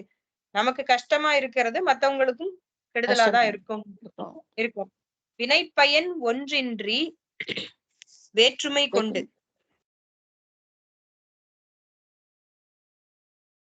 வினை பயன்கிறது ஒன்னாதான் இருக்கும் அப்படின்னு சொல்ல வராங்களா? இதுக்கு என்ன பொருள்? மத்தவங்க சொல்லுங்க, மத்தவங்களுக்கு எதுவும் ஐடியா இருக்கா? முதல் வரிக்கு வேற மீனிங். சுப்ராயன் இருக்கீங்களா? இருக்கு. ஓகே, நம்ம செய்யற செயல் வினைப்பயன் ஒன்றின்றி மேம், ஒன்று இல்லாம இன்னொன்னு இருந்திருக்கலாம் அப்படிங்கிற மாதிரி எடுத்துக்கலாமா? வினைப்பயன் ஒன்று இன்றி இல்ல வினைப்பயன் ஒன்றி வேற்றுமை கொண்டு அப்படின்னு பார்க்கும்போது அப்ப ஒண்ணு இல்லாம ஒரு 2 3 வேற வேற்றுமை வருமாங்கிற மாதிரி. வினைப்பயன் ஒன்று இன்றி வேற்றுமை இருந்துச்சு. இல்ல இப்படி இருக்கா பாருங்க. இல்லன்னா வினைப்பயன் வந்து ஒன்றுதான், அது இல்லாம வேற கிடையாது அப்படின்னு சொல்ற மாதிரிங்களா? இப்படி எனக்கும் தோணுது. ஏன்னா வினை பயன்கிறது எல்லாருக்கும் பொதுதானே. இப்ப நான் என்ன வினை செயல் புரியுறேனோ அந்த கஷ்டமோ நஷ்டமோ அது எனக்கு வருது, மத்தவங்களுக்கு கிடையாதுன்னு நினைச்சு பிறர் பணி செய்யாமை வேண்டும், பிறர் பணிப்ப செய்யாமை வேண்டும், மத்தவங்களுக்கு தீங்கு செய்யாமை வேண்டும், அந்த மாதிரி வருங்களா? இதுல பாருங்களேன், இந்த செய்யுள்ள இந்த உரை புத்தகத்துல வந்து பிறர் பணிப்ப 3 சுழி நீ இருக்கு. இப்ப எதுன்னு தெரியலையே. இதுல ஒரு செய்யாமை வேண்டும். அது புத்தகம் இருந்தாதான் தெரியும். பிறர் பணிப்ப செய்யாமை வேண்டும். ஓகே. சோ வினைப்பயன் ஒன்றின்றி, நீங்க சொன்னதுதான் எனக்கும் புரியுது. வினைப்பயன் ஒன்றின்றி வேற்றுமை கொண்டு நினைத்து, அதாவது வினைப்பயன்கிறது எல்லாருக்கும் பொதுவான ஒரு விஷயம். எனக்கு நான் நல்லது பண்ணேன்னா எனக்கு நல்லது நடக்கும், கெட்டது பண்ணேன்னா கெட்டது நடக்கும்ன்ற மாதிரி மத்தவங்களுக்கும் அதேதான். நல்லது பண்ணாங்கன்னா அவங்களுக்கு நல்லது நடக்கும், கெடுதல் பண்ணாங்கன்னா கெடுதல் நடக்கும். சோ எனக்கும் மத்தவங்களுக்கும் தனக்கும் மற்றவர்களுக்கும் வினை பயன்கிறது ஒன்றுதான், வெவ்வேற கிடையாது அப்படிங்கிற அதே கருதுகோள் மாதிரி எனக்கு கஷ்டம் வரும்போது ஒரு விஷயம் கெடுதலா தெரியும் போது மத்தவங்களுக்கும் அது கெடுதலாதான் அமையும் அப்படிங்கறத புரிஞ்சு நடந்துக்கணும். பிறர் பணிப்ப செய்யாமல் அதாவது நீ அடுத்தவங்களுக்கு இல்லம்மா, நீங்க வந்து அடுத்தவங்களுக்கு தீமையா நினைச்சீங்கன்னா அது உங்களுக்கும் தீமையா முடியும். அடுத்தவங்களுக்கு நல்லது நினைச்சீங்கன்னா உங்களுக்கும் நல்லதா முடியும். அவ்வளவுதான் இது சொல்ற விஷயம், அவ்வளவுதான். அதத்தான் அந்த திருக்குறளும் சொல்றது. அந்த அந்த பாட்டு உங்களுக்கு தெரியும். எனக்கின்ன பிறர் முற்பகல் செய்யும் அதுவா சார்? ஆமா, அது ஏன்னா நம்ம ஒரு கஷ்டத்தை கொடுக்குறோம். அந்த கஷ்டம் வந்து அடுத்தவங்களுக்கு வராது, அடுத்தவங்களுக்கு மட்டும்தான் கஷ்டம் அப்படின்னு நினைக்க முடியாது. அந்த கஷ்டம் நமக்கும் வந்து சேரும் அப்படின்னு சொல்றதுக்கு இந்த பாட்டு. இது என்ன ஒழுக்கத்திலயா இருக்குமா இதுவும் இந்த பாட்டும்? ஆமா சார். இதுக்கும் ஒழுக்கத்துக்கும் என்ன சம்பந்தம்? இல்லையே. சரி சரி, ஓகே. ஒரு நிமிஷம் நான் செக். இல்ல நான் செக் பண்ணிக்கிறேன். அப்படிதான் இருந்தது. இல்ல சார், இது வந்து ஒழுக்க விதிகள் வரும். என்ன சந்தேகம்? என்ன சந்தேகமா? மற்றவர்களுக்கு தீங்கு இழைக்காம இருக்கிறதே ஒரு ஒழுக்கம் தானே. இல்ல என்னமோ சந்தேகம் சொல்லி அவங்க சரி பண்றாங்களே, என்ன சரி பாக்குறாருன்னு கேட்கேன். மேடம் என்ன பாக்குறாங்கன்னு கேட்டேன். இல்ல நான் என்ன கேக்குறீங்களா சார்?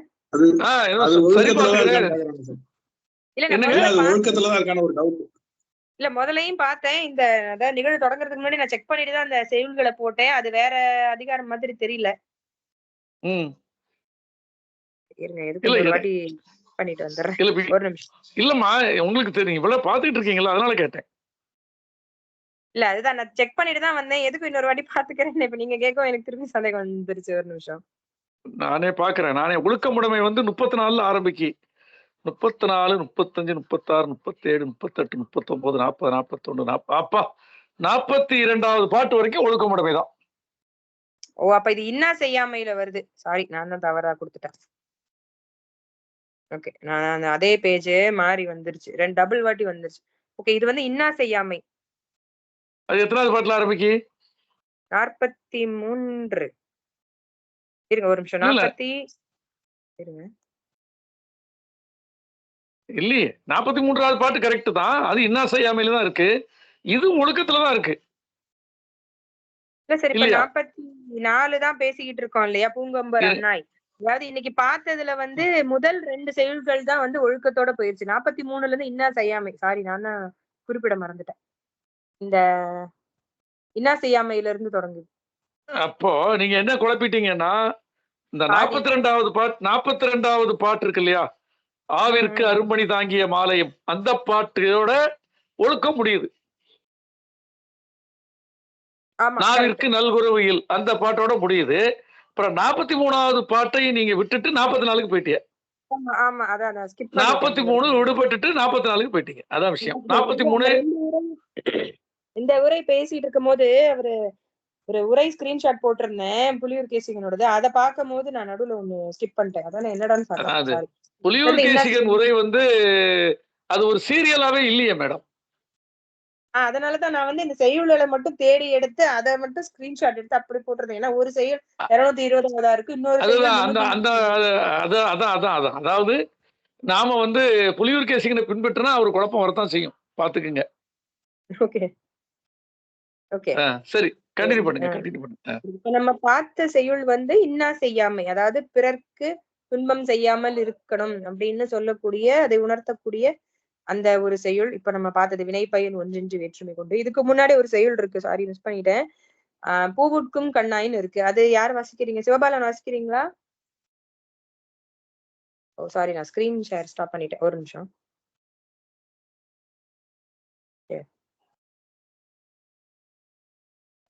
ஓகே, ஸ்கிரீன் தெரியுதுங்களா சிவபாலன்? இல்ல மேம், கொஞ்சம் டிராவல்ல இருக்க மேம். ஓகே, வேற யாரும் வாசிக்கிறீங்களா? அந்துவன், சுப்ராயன், யார் வாசிக்கிறீங்க? பூவுட்கும் கண்ணாய் சார், நீங்க வாசிக்கிறீங்களா? இல்லனா கோமி சார் என்ன பாட்டு சொல்லுங்க. ஸ்கிரீன் ஷேர் பண்ணிருக்கேன் பாருங்க சார், ஸ்கிரீன்ல தெரியுதுங்களா? இன்னா செய்யாமை அதிகாரத்துல முதல் செய்யுள் 43.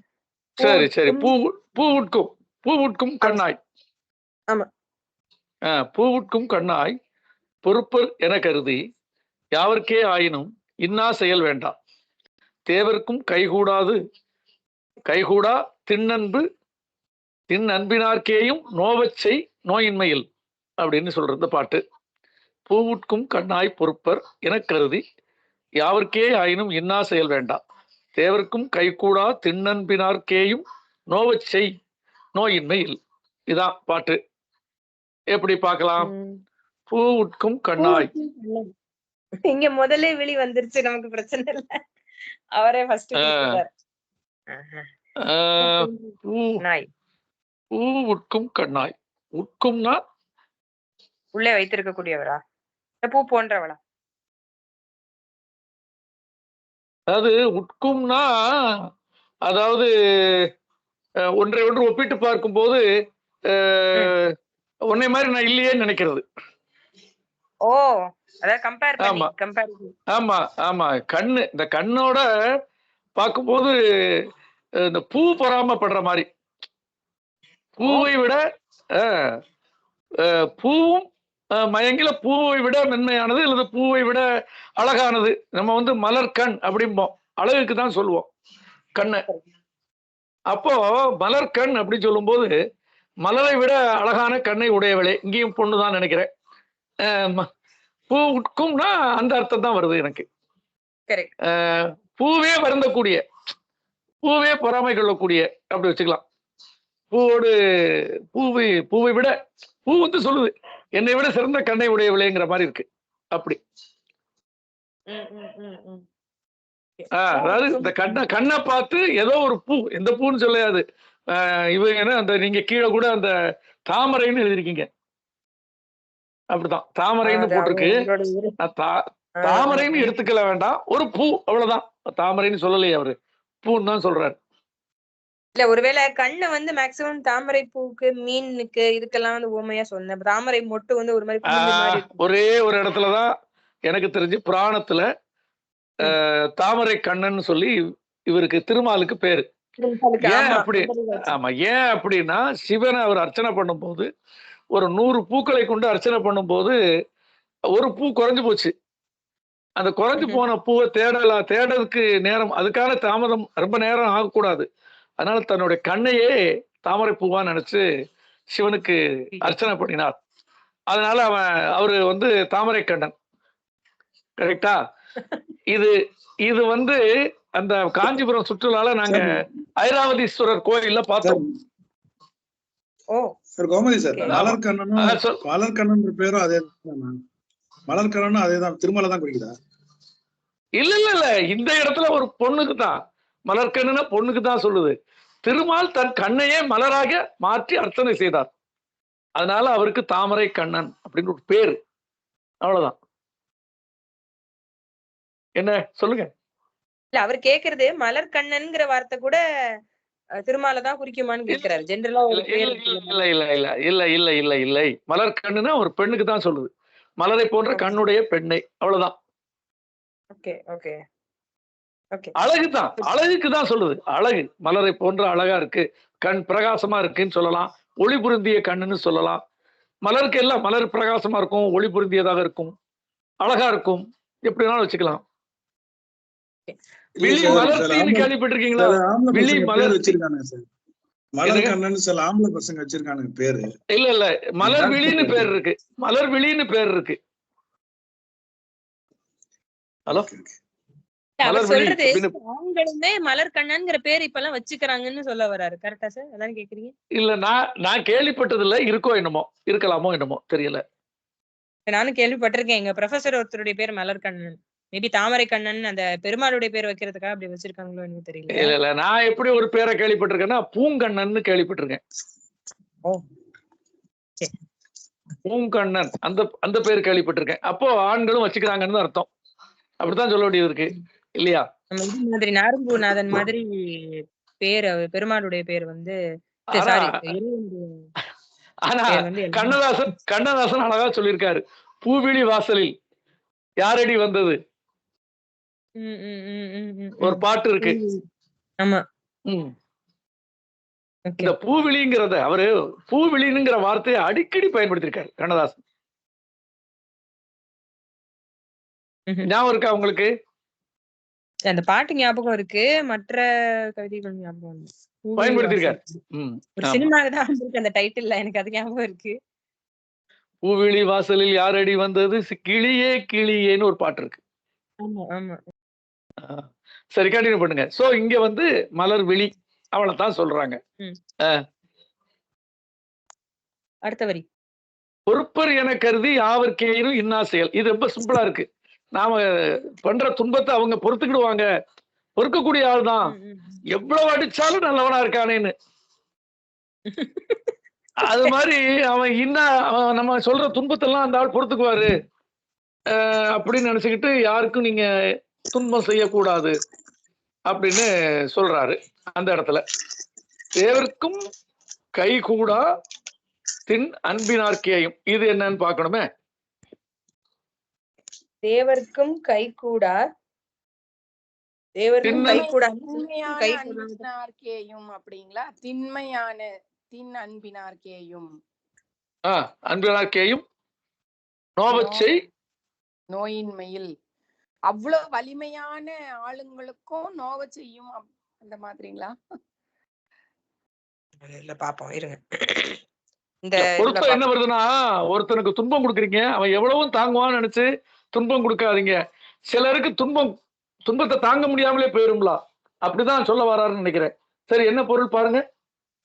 இல்ல இது அதான் போட்டிருக்கேன். என்னன்னா, தேவர்களுக்கும் கைகூடி வராத திண்மையான அன்பினை உடையவர்களுக்கு ஆனாலும், அதாவது அதிக அளவு அன்பினை உடையவர்களுக்காகவே இருந்தாலும், இப்ப நம்ம மேல ஒருத்தவங்க ரொம்ப அன்பு வச்சிருக்காங்களா இருந்தாலும் கூட, நம்ம மேல அளவு பெரிய அன்பு உள்ளவங்களா இருந்தாலும் கூட, நோவ செய்த காலத்து, அவர்களுக்கு நாம் துன்பம் விளைவிக்கக்கூடிய காலத்து, அவங்களுக்கு நம்ம ஏதாவது கெட்டது பண்ணிட்டோம்னா, நம்ம மேல ரொம்ப பிரியமா பாசமா இருக்காங்கன்னா கூட, அவங்களுக்கு ஏதாவது கெடுதல் நம்ம பண்ணிட்டோம்னா, நாம் அவர்களை நோவ செய்த காலத்து அவர் தம் உள்ளத்து துன்புறாமல் இருப்பது என்பது இல்லையாகும்.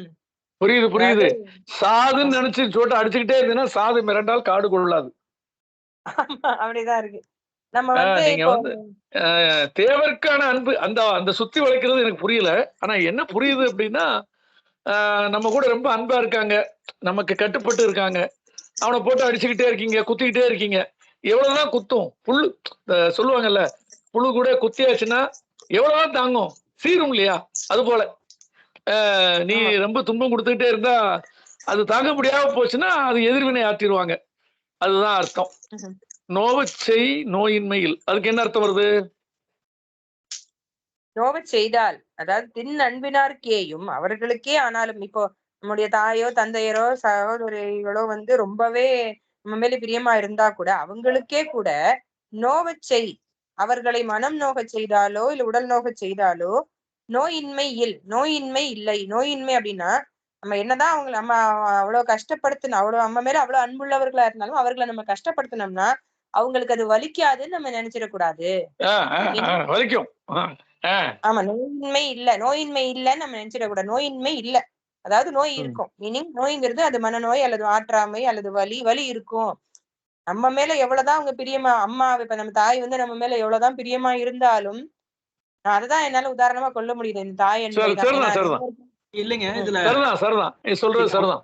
அவர் உபயோகிச்சிருக்கிறது தேவர் அப்படின்னு சொல்லி சொல்றது. தேவர் அப்படின்னாவே வந்து பக்தி, கண்மூடித்தனமான பக்தி. எவ்வளவுதான் இருந்தாலும் கண்மூடித்தனமான பக்தி. அவங்களுக்கே வந்து ஒரு கடவுளை பத்தி ஒரு தப்பா சொல்லிட்டாலும் அவங்க அதை வருத்தப்படுவாங்க இல்லையா? அது மாதிரி. அதாவது கீழே என்ன கொடுத்திருக்காருன்னா, மிக்க அன்புடையவர்களே மனம் நொந்து பொறுமை இழந்து விடும்போது மற்றவர்கள் பொறுத்துக் கொள்வார்கள் என நினைப்பது அறிவீனம் அப்படின்னு எழுதியிருக்காரு. அதாவது நம்ம மேல எவ்வளவுதான் பாசமா இருந்தாலும் அவங்களே நம்ம பண்ற சில கெடுதல்களையும் கெட்டதையும் பொறுத்துக்க முடியாம கஷ்டப்படுவாங்கன்னு நினைக்கும் போது, தாய் தந்தையரேன்னு வச்சுக்கோமே, நம்ம அம்மாவே நம்மள செய்யற சில செயல்களால கஷ்டப்படுவாங்கன்னு ஒரு இது இருக்கும் போது மத்தவங்க பொறுத்துக்குவாங்கன்னு எப்படி நினைச்சு மற்றவர்களுக்கு துன்பம் செய்கிறீர்கள் அப்படின்னு அவர் கேட்கிறார். பொறுப்பர் என கருதி யாவருக்கே ஆயினும் இன்னா செயல் வேண்டாம். நீங்க பண்றதெல்லாம் மத்தவங்க பொறுத்துப்பாங்கன்னு நினைச்சு மத்தவங்களுக்கு கெடுதல் பண்ணாதீங்க. ஏன் பண்ணக்கூடாது கெடுதல்? ஏன் மத்தவங்களுக்கு இன்னா செய்யக்கூடாது? உங்க மேல அளவுக்கு அதிகமான அன்பு உள்ளவர்களே கூட நீங்க பண்ற கெடுதலை பொறுத்துக்க முடியாது அவங்களால. அவங்களுக்கும் வலிக்காதான்னு நீங்க நினைச்சுக்க கூடாது. உங்க அம்மா அப்பாவுக்கே மற்றவர்களுக்கே வலிக்கும் போது சம்பந்தமே இல்லாத மற்றவர்களுக்கு வலிக்காம இருக்கும் அப்படின்னு நினைச்சு எந்த கெடுதலையும் பண்ணாதீங்க அப்படின்னு தான் சொல்ல வர்றாரு. சோ இன்னா செய்யாமை அப்படிங்கிறதுக்கு ஒரு உதாரணம் சொல்றாரு. எந்த லெவல்ல பண்ணக்கூடாது, மத்தவங்களுக்கு கெடுதல் செய்யக்கூடாதுங்கிறது தான் வந்து சுத்தி சொல்றாருன்னு நினைக்கிறேன். ஓகே, இன்னொரு விஷயத்த பாருங்க. தேவருக்கும் கைகூடா திண்ணன்பினார்க்கேயும்னா, தேவர்களுக்கு அன்பே கைகூடாதுன்றாரு. எவ்வளவு சீற்றமான வார்த்தை பாருங்க அது. தேவர்களுக்கு இல்ல சார், திண்ணமான அன்பு கைகூடி வராது அப்படின்றார். இல்லையே தேவர்களுக்கே வராதுக்கு உயர்வு, அதாவது தேவர்களுக்கு வராது. தேவர்களுக்கும் நீங்க சொல்றீங்க இல்லையா, தேவருக்கும் கைகூடாத திண் அன்பினார்னா அது தேவர்கள் அந்த அவ்வளவு திடமான அன்பை இருக்க மாட்டாங்கிற மாதிரி சொல்றாரு அவரு. ஆமா, பெரிய அவ்வளவு பெரிய ஆட்களுக்கே கை வராத தேவர்கள் என்ன நினைச்சிட்டு இருக்கோம், அவங்களுக்கு என்ன கேட்டாலும் கிடைச்சிரும், எல்லா ஆசைகளும் நலன்களும் எல்லா சௌகரியங்களும் எல்லா ப்ரிவிலேஜும் அவங்களுக்கு இருக்கு தேவர்களுக்கு. நினைச்ச உடனே எதுவா இருந்தாலும் பொன் பொருள் எவ்வளவா இருந்தாலும் பண்ணிடலாம் அப்படின்னு இருக்கிற ஒரு பெரிய ஆட்களுக்கு தேவர்கள் அப்படின்னு இந்த இடத்துல வந்து எல்லாமே செஞ்சு முடிச்சிருவாங்க, செய்யக்கூடியவர்கள், திறனுள்ளவர்கள் நம்ம நினைச்சுக்கிட்டு இருக்கவங்களாலேயே அந்த அளவு அவங்களாலேயே கொடுக்க முடியாத அளவினை உடைய அன்பினை நம்மேல் உடைய மற்றவர்களா இருந்தாலுமே கூட நீங்க பண்ற கெடுதல்களை அவங்களால பொறுத்துக்க முடியாம கஷ்டப்படுவாங்கதான். அப்படியே இருக்கும்போது உன்னை ரொம்ப பிடிச்சவங்களுக்கே நம்ம படுற கஷ்டம் பொறுக்காது போது மத்தவங்க மட்டும் எப்படி பொறுத்துக்குவாங்க? அதனால இன்னால் செய்யாதே, அவ்வளவுதான். ஆனா அன்புடையவர்களுக்கு கஷ்டத்தையா நம்ம கொடுக்கணும், அது ரொம்ப முரண்பாடு இருக்கு. முரண்பாடான செய்யுள்தான் இது. பிள்ளைகள் அதை பண்றாங்க இல்லையா, அதனாலதான் தாய் அன்புன்னு சொன்னேன். அது ஆணோ பெண்ணோ எந்த இருந்தாலும் இப்ப பல பிள்ளைகள் வந்து எவ்வளவோ நமக்கு செலவு பண்ணி எவ்வளவோ நம்ம பாதுகாக்கிற தந்தை இருந்தாலும், எவ்வளவுதான் நம்ம ஊட்டி வளர்க்குற தாய் இருந்தாலும், இந்த குடிபோதைக்கு அடிமையாகி அல்லது ஏதாவது ரவுடித்தனம் பண்ணி தவறான செயல்களில் ஈடுபட்டு பெத்தவங்களுக்கு கெட்ட பேர் கொடுக்குற எவ்வளவோ பிள்ளைகள் பாக்குறோம் இல்லையா. அது பால் வேற்றுமை இல்லாம எவ்வளவோ பாக்குறோம். அப்படி இருக்கும் போது அவங்களாலேயே நம்ம பிள்ளைகள் செய்யறதை பொறுத்துக்க முடியாது இல்லையா. ஒரு அளவுதானே சார் பொறுத்துக்குவாங்க. அம்மா அப்பாவே நீ பண்றதை பொறுத்துக்காது. இப்போ ஓப்பனாவே சொல்றேன், இப்போ குடிபோதைக்கு அடிமையாக இல்ல போதைக்கு அடிமையாக ஒருத்தன் வந்து எல்லாரையும் போட்டு அடிக்கிறான்னு வச்சுக்கோ, அது ஒய்ஃபையோ இல்ல வெளியாட்கள் யாராவது சண்டை இழுத்துட்டு வரான்னா அம்மா அப்பாவே அதை பொறுத்துக்க மாட்டாங்க, மத்தவங்க மட்டும் அதை எப்படி பொறுத்துக்குவாங்க? அவ்வளவுதான். சோ அந்த மாதிரியான ஒரு இதை சொல்லியிருக்காருன்னு நினைக்கிறேன். உனக்கு நெருங்கினவர்களே நீ பண்றதெல்லாம் பொறுத்துக்காத போது மத்தவங்க மட்டும் நீ பண்ற கெடுதலை பொறுத்து ஏன் கெட்டு பண்ற? ஆமா ஆமா, கரெக்ட். ஆமா, ரொம்ப அன்பானவங்களுக்கு நீ கொடுத்த துன்பம் தாங்க முடியாது, செய்ய மாட்டே அப்படி இருப்பாங்க. நீ எல்லாருக்கும் எப்படி கொடுக்க முடியும், எல்லாரும் எப்படி பொறுப்பாங்க அப்படி கேக்குறேன். Okay okay. ஸோ இன்னும் ஒண்ணு இருக்குல்ல, கடைசி மணி 8 ஆச்சு. இந்த ஒண்ணுதான் இருக்கு, 4 தான் பார்த்திருக்கோம். இந்த முடிச்சிருவோம் இல்லையா? முடிச்சிடலாமா? ஒரு நிமிஷம், சரியா தெரியல, நான் அடுத்து அந்த இதுல வரேன்.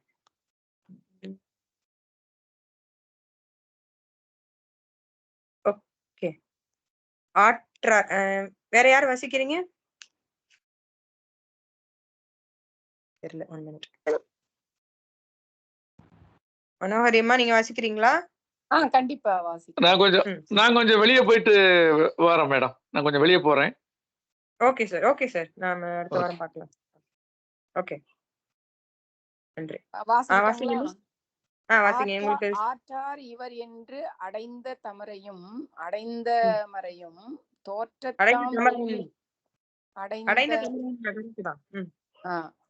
தோற்றத்தாம் எள்ளி நலியற்க போற்றான் கடையடைத்து வைத்து புடைத்தக்கால் நாயும் உடையானை கவ்விவிடும். ஆற்றார் இவர் என்று அடைந்த மறையும் அடைந்த தமரையும் இதுல சரியா இதுல தெரியுதுங்களா? அதுல ரொம்ப குட்டியா இருக்கு. தெரியுது. இது ஓகே. கடையடைத்து வைத்து புடைத்தக்கால் நாயும் உடையானை கவ்விவிடும். சொல்லுங்க. கடையடைத்தல்னா கடை உள்ள வச்சு புடைத்தக்கால் நாய், அடிக்கிற நாய் வந்து யாரு வளர்க்குறாங்களோ அவங்களையே கடிச்சிரும் அப்படிங்களா? கடைசி கட்டுன்னு சொல்லுவோம். இப்ப கடைனா ஒரு வீட்டினுடைய அல்லது ஒரு இடத்தினுடைய கடைசி வாயில், கடைவாயில். வாசல்னு வச்சுப்போமே, ஒரு பேச்சுக்கு சொல்றேன். இப்ப ஒரு நாயை போட்டு அடிக்கிறோம்னா அது தப்பி எங்க ஓடும்? அப்படியே வாசல் கதவை அடிச்சிருவோம் இல்லையா? கொல்ல கதவு இப்ப பேசிக்கா திறந்து இருக்கும், நம்ம பெருசா கவனிக்க மாட்டோம். கொல்ல கதவை அப்படிதான் புரிஞ்சுக்கிறேன், தவறா கூட இருக்கலாம். கடை வாயிலையும் அடைத்து, அதாவது கடைசியா தப்பிக்கக்கூடிய அந்த வாயிலையும் அடைச்சு படிக்கிறாங்க. படிங்க. கடையடைத்து வைத்து புடைத்த கால் நாயும் உடையானை கவ்விவிடும். கவ்விவிடும். கடையடைத்துன்னா நம்ம கடைசி அந்த வாயிலையும் அடைச்சிட்டு, புடைத்த கால்னா புடைத்தல்னா அடிக்கிறது தானே? கண்டிப்பா, ஆமா. நாயும் உடையவனை யாருடைய நாயோ அவனையே அது கவ்விவிடும், கடிச்சிரும். இல்லையா? அதாவது அவங்க கடைசியா தப்பிக்கக்கூடிய வழி, இப்போ நாயை போட்டு அடிக்கிறோம்னா என்னதான் எஜமானன் அடிச்சாலும் எப்படியா தப்பிச்சு ஓடதான் பார்ப்போம். ஆனா ஆமா. அந்த சினிமா ஒரு மாதிரி தப்பிக்கா பாக்குற அப்படின்னு அந்த எல்லா வழியும் அடைச்சிட்டு அந்த நாயை போட்டு அடிச்சோம்னா அது கடைசியா அதனுடைய எதிர்ப்பை எப்படி காமிக்கும்? அடிக்கிறவனையே வளர்த்தவனையே கடிச்சிடும். ஆ. இதுதான் வந்து பழமொழி. கடையடைத்து பழமொழி. வைத்து பொறுத்தால் நாயும் உடையானை கவிவிடும். கவிவிடும். ஆனா இவ்வளவு பெரிய பழமொழியா இருக்குமேன்னு தெரியல. ஓகே. சோ அதுதான் வந்து ஒரு பழமொழி. சோ இப்ப ஃபர்ஸ்ட் வரி இருக்குமா? முதல் வரி. ஆற்றார் இவர் என்று அடைந்த தாமரையும், ஆற்றார் இவர் என்று அடைந்த தாமரையும். நம்முடைய மனசுல இருக்கிற ஆற்றறதுக்காக வந்து சேர்ந்தவங்க அப்படின்ற மாதிரிங்களா? ஆற்றார் அப்படின்னா என்ன அர்த்தம்? நம்ம மனசுல இருக்கிற கஷ்டத்தை நீக்குவார் அப்படின்னு நினைச்சு வந்தது அந்த மாதிரி நான் நினைக்கிறேன். இல்ல ஆற்றார் ஆர் அப்படிங்கிறது வந்து எதிர்மறை பொருள். அதாவது பேணாதவர்னு ஒண்ணு படிச்சோம் இல்லையா போன ஒரு பேணாதவர்னா என்ன அர்த்தம்? கடைபிடிக்காதவர். கரெக்ட். ஆற்றார் ஆற்ற மாட்டாதவர்னா என்ன அர்த்தம்? ஆற்றுதல். ஆற்றார் சொல்றோம், உரையாற்றல்னு சொல்றோம் இல்லையா? ஆற்றுதல்னா செய்யறது. ஆற்ற மாட்டார், செய்ய முடியாதவர், பொறுக்க மாட்டாதவர், தாங்க மாட்டாதவர். ஆற்றார் இவர் என்று அடைந்த தமரையும். தமர்னா என்ன அர்த்தம்?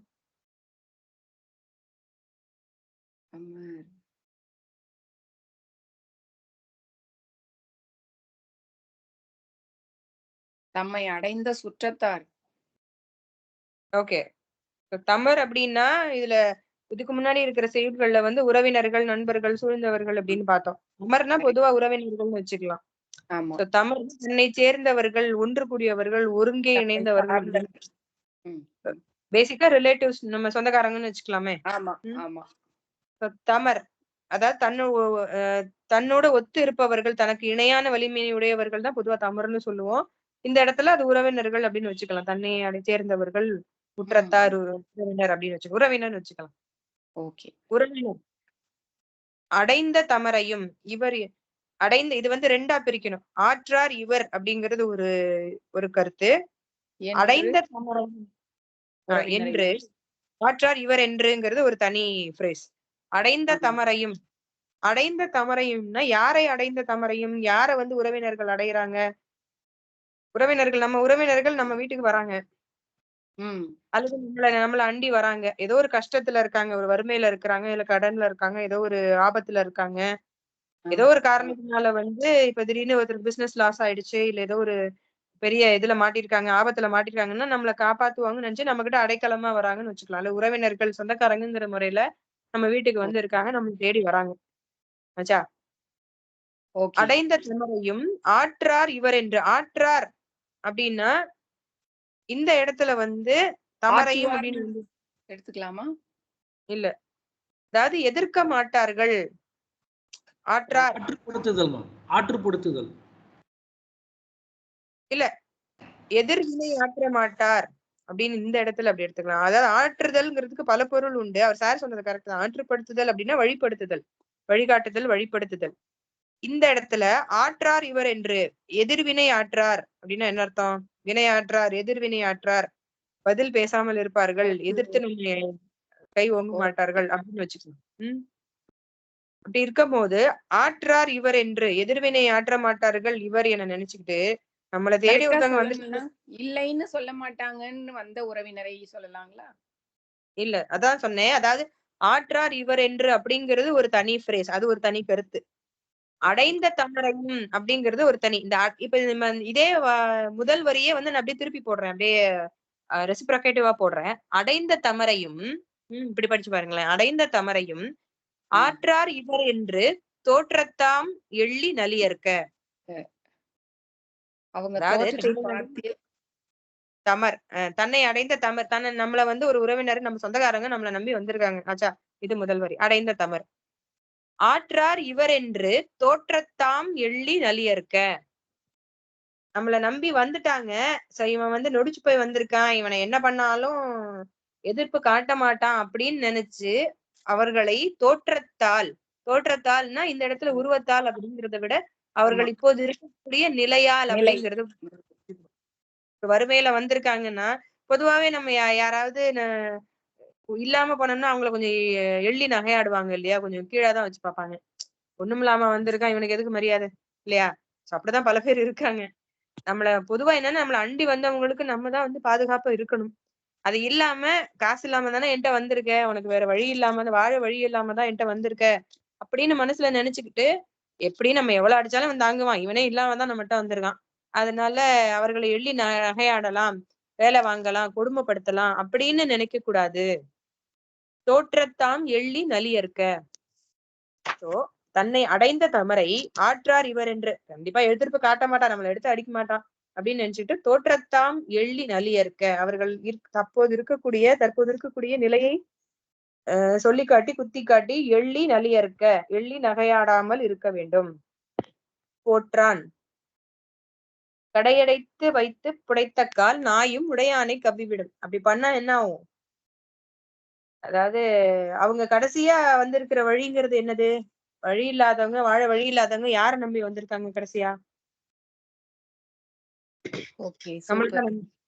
நம்மளதான் நம்பி வந்திருக்காங்க இல்லையா. கடைசி வழிங்கிறது நம்மதான். இப்ப நான் வச்சுக்கலாம், இப்ப சரண்யான்னு வச்சுக்கலாம். நம்மளை நம்பிதான் ஒருத்தவங்களை வந்திருக்காங்க. கடைசி வழி இந்த பொண்ணாவது நம்மளை காப்பாத்தும் அப்படின்னு நினைச்சு என்னை நம்பி ஒரு சொந்தக்காரங்க வந்திருக்காங்கன்னா அவங்களுடைய கடைவாயிலா யார் இருக்கேன், யார் இருக்கா? நான் தான் இருக்கேன். அதையும் அடைச்சிட்டு நானுமே அவங்களை காப்பாத்தாம எள்ளி நகையாடினால், துன்பப்படுத்தினால், அவர்களுக்கு இன்னா செய்தால் என்ன ஆயிடுமா? கடையடைத்து வைத்து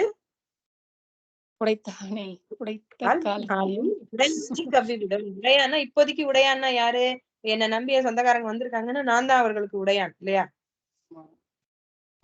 பொறுக்க மாட்டாங்க, ஒரு அளவுதான் சொல்லுவாங்கல்ல, பேச்சுவார்த்தை எல்லாம் ஒரு அளவுதான், பழக்க வழக்கம்லாம் ஒரு அளவோட தான். அந்த மாதிரி இல்லாம கஷ்டப்பட்டு நம்ம கிட்ட அடைக்கலம் தேடி வந்துட்டாங்கிறதுக்காக நம்ம ஒருத்தரை எள்ளி நகை, எவ்வளவு ஒரு பண்பட்ட கருத்து பாருங்களேன் இல்லையா. எவ்வளவு ஒரு டீசென்டான ஒரு விஷயம். இப்ப அதுதான் நடக்குது இல்ல, பல இடங்கள்லயும் பல வீடுகள்லயும் அதான் நடக்குது. ஒரு அண்ணன் தம்பியோ இல்ல சொந்தக்காரங்களோ மாமா மச்சானோ வயசானவங்களோ வசதி இல்லாதவங்க ஏழ்மையில் இருக்கக்கூடியவர்கள் உதவி கேட்டோ ஒண்ணும் இல்ல, ஒரு கடன் கேட்டு போனாலே நம்மள எப்படி பாக்குறாங்க ஒவ்வொரு வீட்லயும் இல்லையா. ஒரு அவசரத்துக்கு வந்து சொந்தக்காரன் கடன் கேட்டாலே அவனை கீழ்மைப்படுத்தி பாக்குறதும், அவங்க வீட்டு பெண்களை வேலை வாங்குறதும், அவனை நம்ம விருப்பத்துக்கு பயன்படுத்திக்கிறதும் நிறைய. சாரி மேடம், பிரேக் ஆகுது. என்ன சொல்ல வந்தீங்க? கேட்கல. அந்த மாதிரி இருக்கும்போது தன்னை அண்டி வந்தவர்களை எவ்வளவு அடிச்சாலும் தாங்குவாண்டா, எப்படியும் எதிர்க்க மாட்டான் அப்படின்னு நினைச்சு அவர்களுக்கு கெடுதல் செய்ய முனைவோமே ஆனால் கடைசி வாயிலையும் அடைச்சு வச்சு ஒரு நாயை போட்டு அடிச்சோம்னா எப்படியும் அதை நம்மளே கடிச்சு கொதறிடும் ஒரு ஸ்டேஜ்ல. என்னதான் நம்மளை நம்பி வந்திருந்தாலும் அவங்களுக்கு நம்ம தொடர்ந்து கெடுதல் கொடுத்து கொண்டே இருந்தோம்னா திருப்பி அவங்க நம்மளே தாக்க ஆரம்பிச்சிருவாங்க, நமக்கு எதிராகவே திரும்பி விடுவார்கள். அதனால பிறருக்கு இன்னா செய்யாமல் இருக்க வேண்டும் அப்படிங்கிறது தான் முன்றுரை அறையனார் இந்த செய்யுளின் மூலம் நமக்கு சொல்லக்கூடிய கருத்து. புரிஞ்சுதா? ஓகேவா? வேற யாருக்கும் கருத்துக்கள் இருக்கா? இன்னைக்கு நம்ம மணி 8:15 ஆச்சு, நம்ம இன்னையோட முடிச்சுக்கலாம். இந்த 5 செய்யுள்கள் இன்னைக்கு பார்த்திருக்கோம். இதுல யாருக்காவது ஏதாவது கேள்விகள் இருக்கா, கருத்துக்கள் சொல்லணுமா?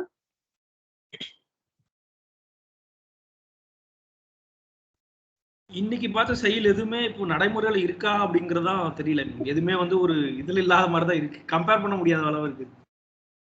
ஓகே. இல்ல அதான் எனக்கு என்ன தோணுதுன்னா இன்னைக்கு பார்த்த எல்லாமே வந்து இன்னைக்கும் இந்த நூற்றாண்டுலயும் ஒத்து வரக்கூடிய இப்ப நடக்கிறதாதான் இருக்கு இல்லையா.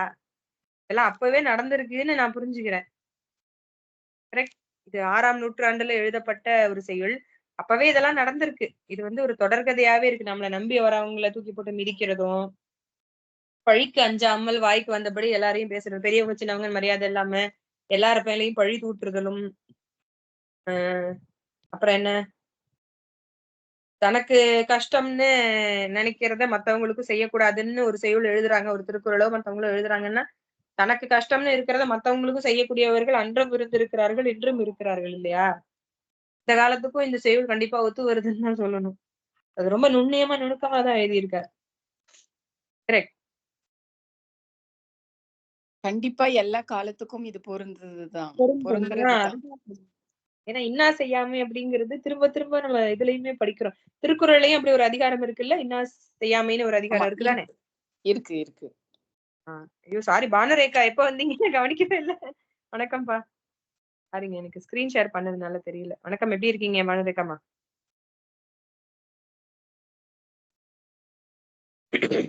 ஓகே, அவங்க ஓகே ஃபைன். இந்த 5 செயல்கள்ல யாருக்காவது ஏதாவது கேள்விகள், கருத்துக்கள் இருக்கா? வேற எதுவும் சொல்லணுமா? உங்களோட ஆங்கிள், ஏன்னா என்னோட ஆங்கிள் தான் நான் பேசுறேன்.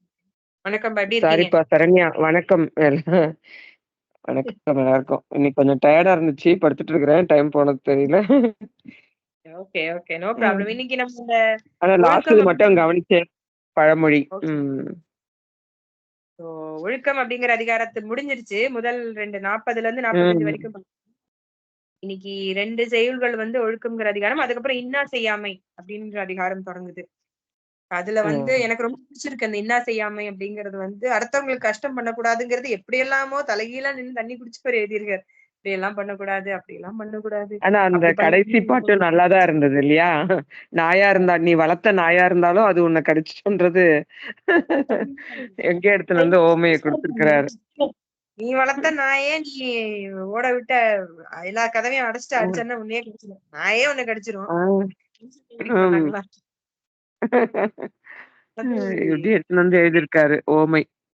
அதுதான் சொல்றேன், அவரோட அந்த ஓமை நயம் வந்து எனக்கு ரொம்ப பிடிச்சிருக்கு. அது வந்து ரொம்ப எள்ளல் நடை உள்ளதா இருக்கு. அதாவது நக்கல் இப்ப சொல்றோம்ல, ஒரு மாதிரி நக்கலா எழுதுறாங்க, ஒரு மாதிரி சர்காஸ்டிக் சர்க்காசம்ன்றாங்களே அந்த போலதான் இருக்கு. ஏன்னா ஒரு கேக்குறவங்களுக்கு டக்குன்னு தைக்கணும், மனசுல தைக்கணும்ன்ற மாதிரியே தான் இருக்கு எல்லாமே. அது ஏற்கனவே ஏதோ ஒண்ணு படிச்சோம்ல, நாய் உருட்டிய தெங்கம்பழமா, அந்த நாயை பத்தியே ஏதோ ஒண்ணு எழுதியிருந்தாருல, நம்ம ஒரு 4 வாரங்களுக்கு முன்னாடி படிச்சோம். நாயே வந்து ஒரு உதாரணமா வச்சு, ஆந்தை வச்சு, நரி வச்சு, பாம்பு, இந்த மாதிரி மிருகங்கள் எல்லாம் வச்சு ஒருத்தர் எவ்வளவு அளவுக்கு எவ்வளவு காத்திரமா இருக்கிற அவருடைய கருத்துக்கள் எல்லாம் பாத்தீங்கன்னா, மேபி இப்ப இருந்திருந்தாருன்னா பாரதியை விட இன்னும் வீரியமா எழுதியிருப்பாருன்னு நினைக்கிறேன். முன்னுரை அறையனர் அப்பவே வந்து ரொம்ப காட்டமா எழுதியிருக்கிறார். அது ஒழுக்கம் சார்ந்தோ கல்வி சார்ந்த கல்லாமைங்கிற ஒரு அதிகாரத்துல அளவுக்கு அதிகமாவே வந்து கல்லாதவர்களை போட்டு அடி அடி நடிக்கிறார். அதாவது ஒரு அறிவார்ந்த சபை வந்து அறிவில்லாதமா பேசாதீங்க, அவனுக்கு கண்டுக்காதீங்க, அவங்க பேச விடாதீங்க, மத்தவங்களை பேச விட்டுட்டு நீங்க பேசுங்க அப்படிங்கறதெல்லாம் எவ்வளவு பெரிய விஷயம். இன்னுமே நமக்கு அது நம்ம யாருமே அது பல பேர் அது புரிஞ்சுக்கல இல்லையா? அவங்களுக்கு முன்னாடி நம்ம அவசரமா பேசிடுறோம், அவங்களுக்கு பேச வாய்ப்பு கொடுக்காம. அது அது எவ்வளவு நாசுக்கான ஒரு விஷயம். ஒரு டிப்ளமேட்டிக்கா, ஒரு டீசென்சி, ஒரு ஜென்டிலா நடந்துக்கணும், ஒரு சபையில எப்படி நடந்துக்கணும், சபை நாகரிகம்ங்கிறது நம்ம திருப்பியுமே நான் என்ன கேட்டா மாணவர்களுக்கும் மற்றவர்களுக்கும் பெரியவங்களுக்குமே வந்து இந்த கல்லாமை அல்லது அவையறிதல்ன்ற ஒரு அதிகாரம் பார்த்தோம். அந்த அவையறிதல திருப்பியுமே வந்து நம்ம மீள் வாசிப்பு பண்ணணும். நம்ம என் பிள்ளைகள், என் பொண்ணுக்கெல்லாம் அதான் நான் சொல்லி கொடுக்குறேன். நாலடியார் சொல்லி கொடுத்துட்டு இருந்தேன். இப்ப வாரம் வாரம் வந்து அவையறிதல் வந்து ஒவ்வொரு செயல் அவளுக்கு ஆசையா இருக்கு, அம்மா நானும் வந்து கலந்துக்கிறேன். ஓ பரவாயில்லையே, நான் திருக்குறள் தான் சொல்லி கொடுக்குறீங்கன்னு நினைச்சேன்.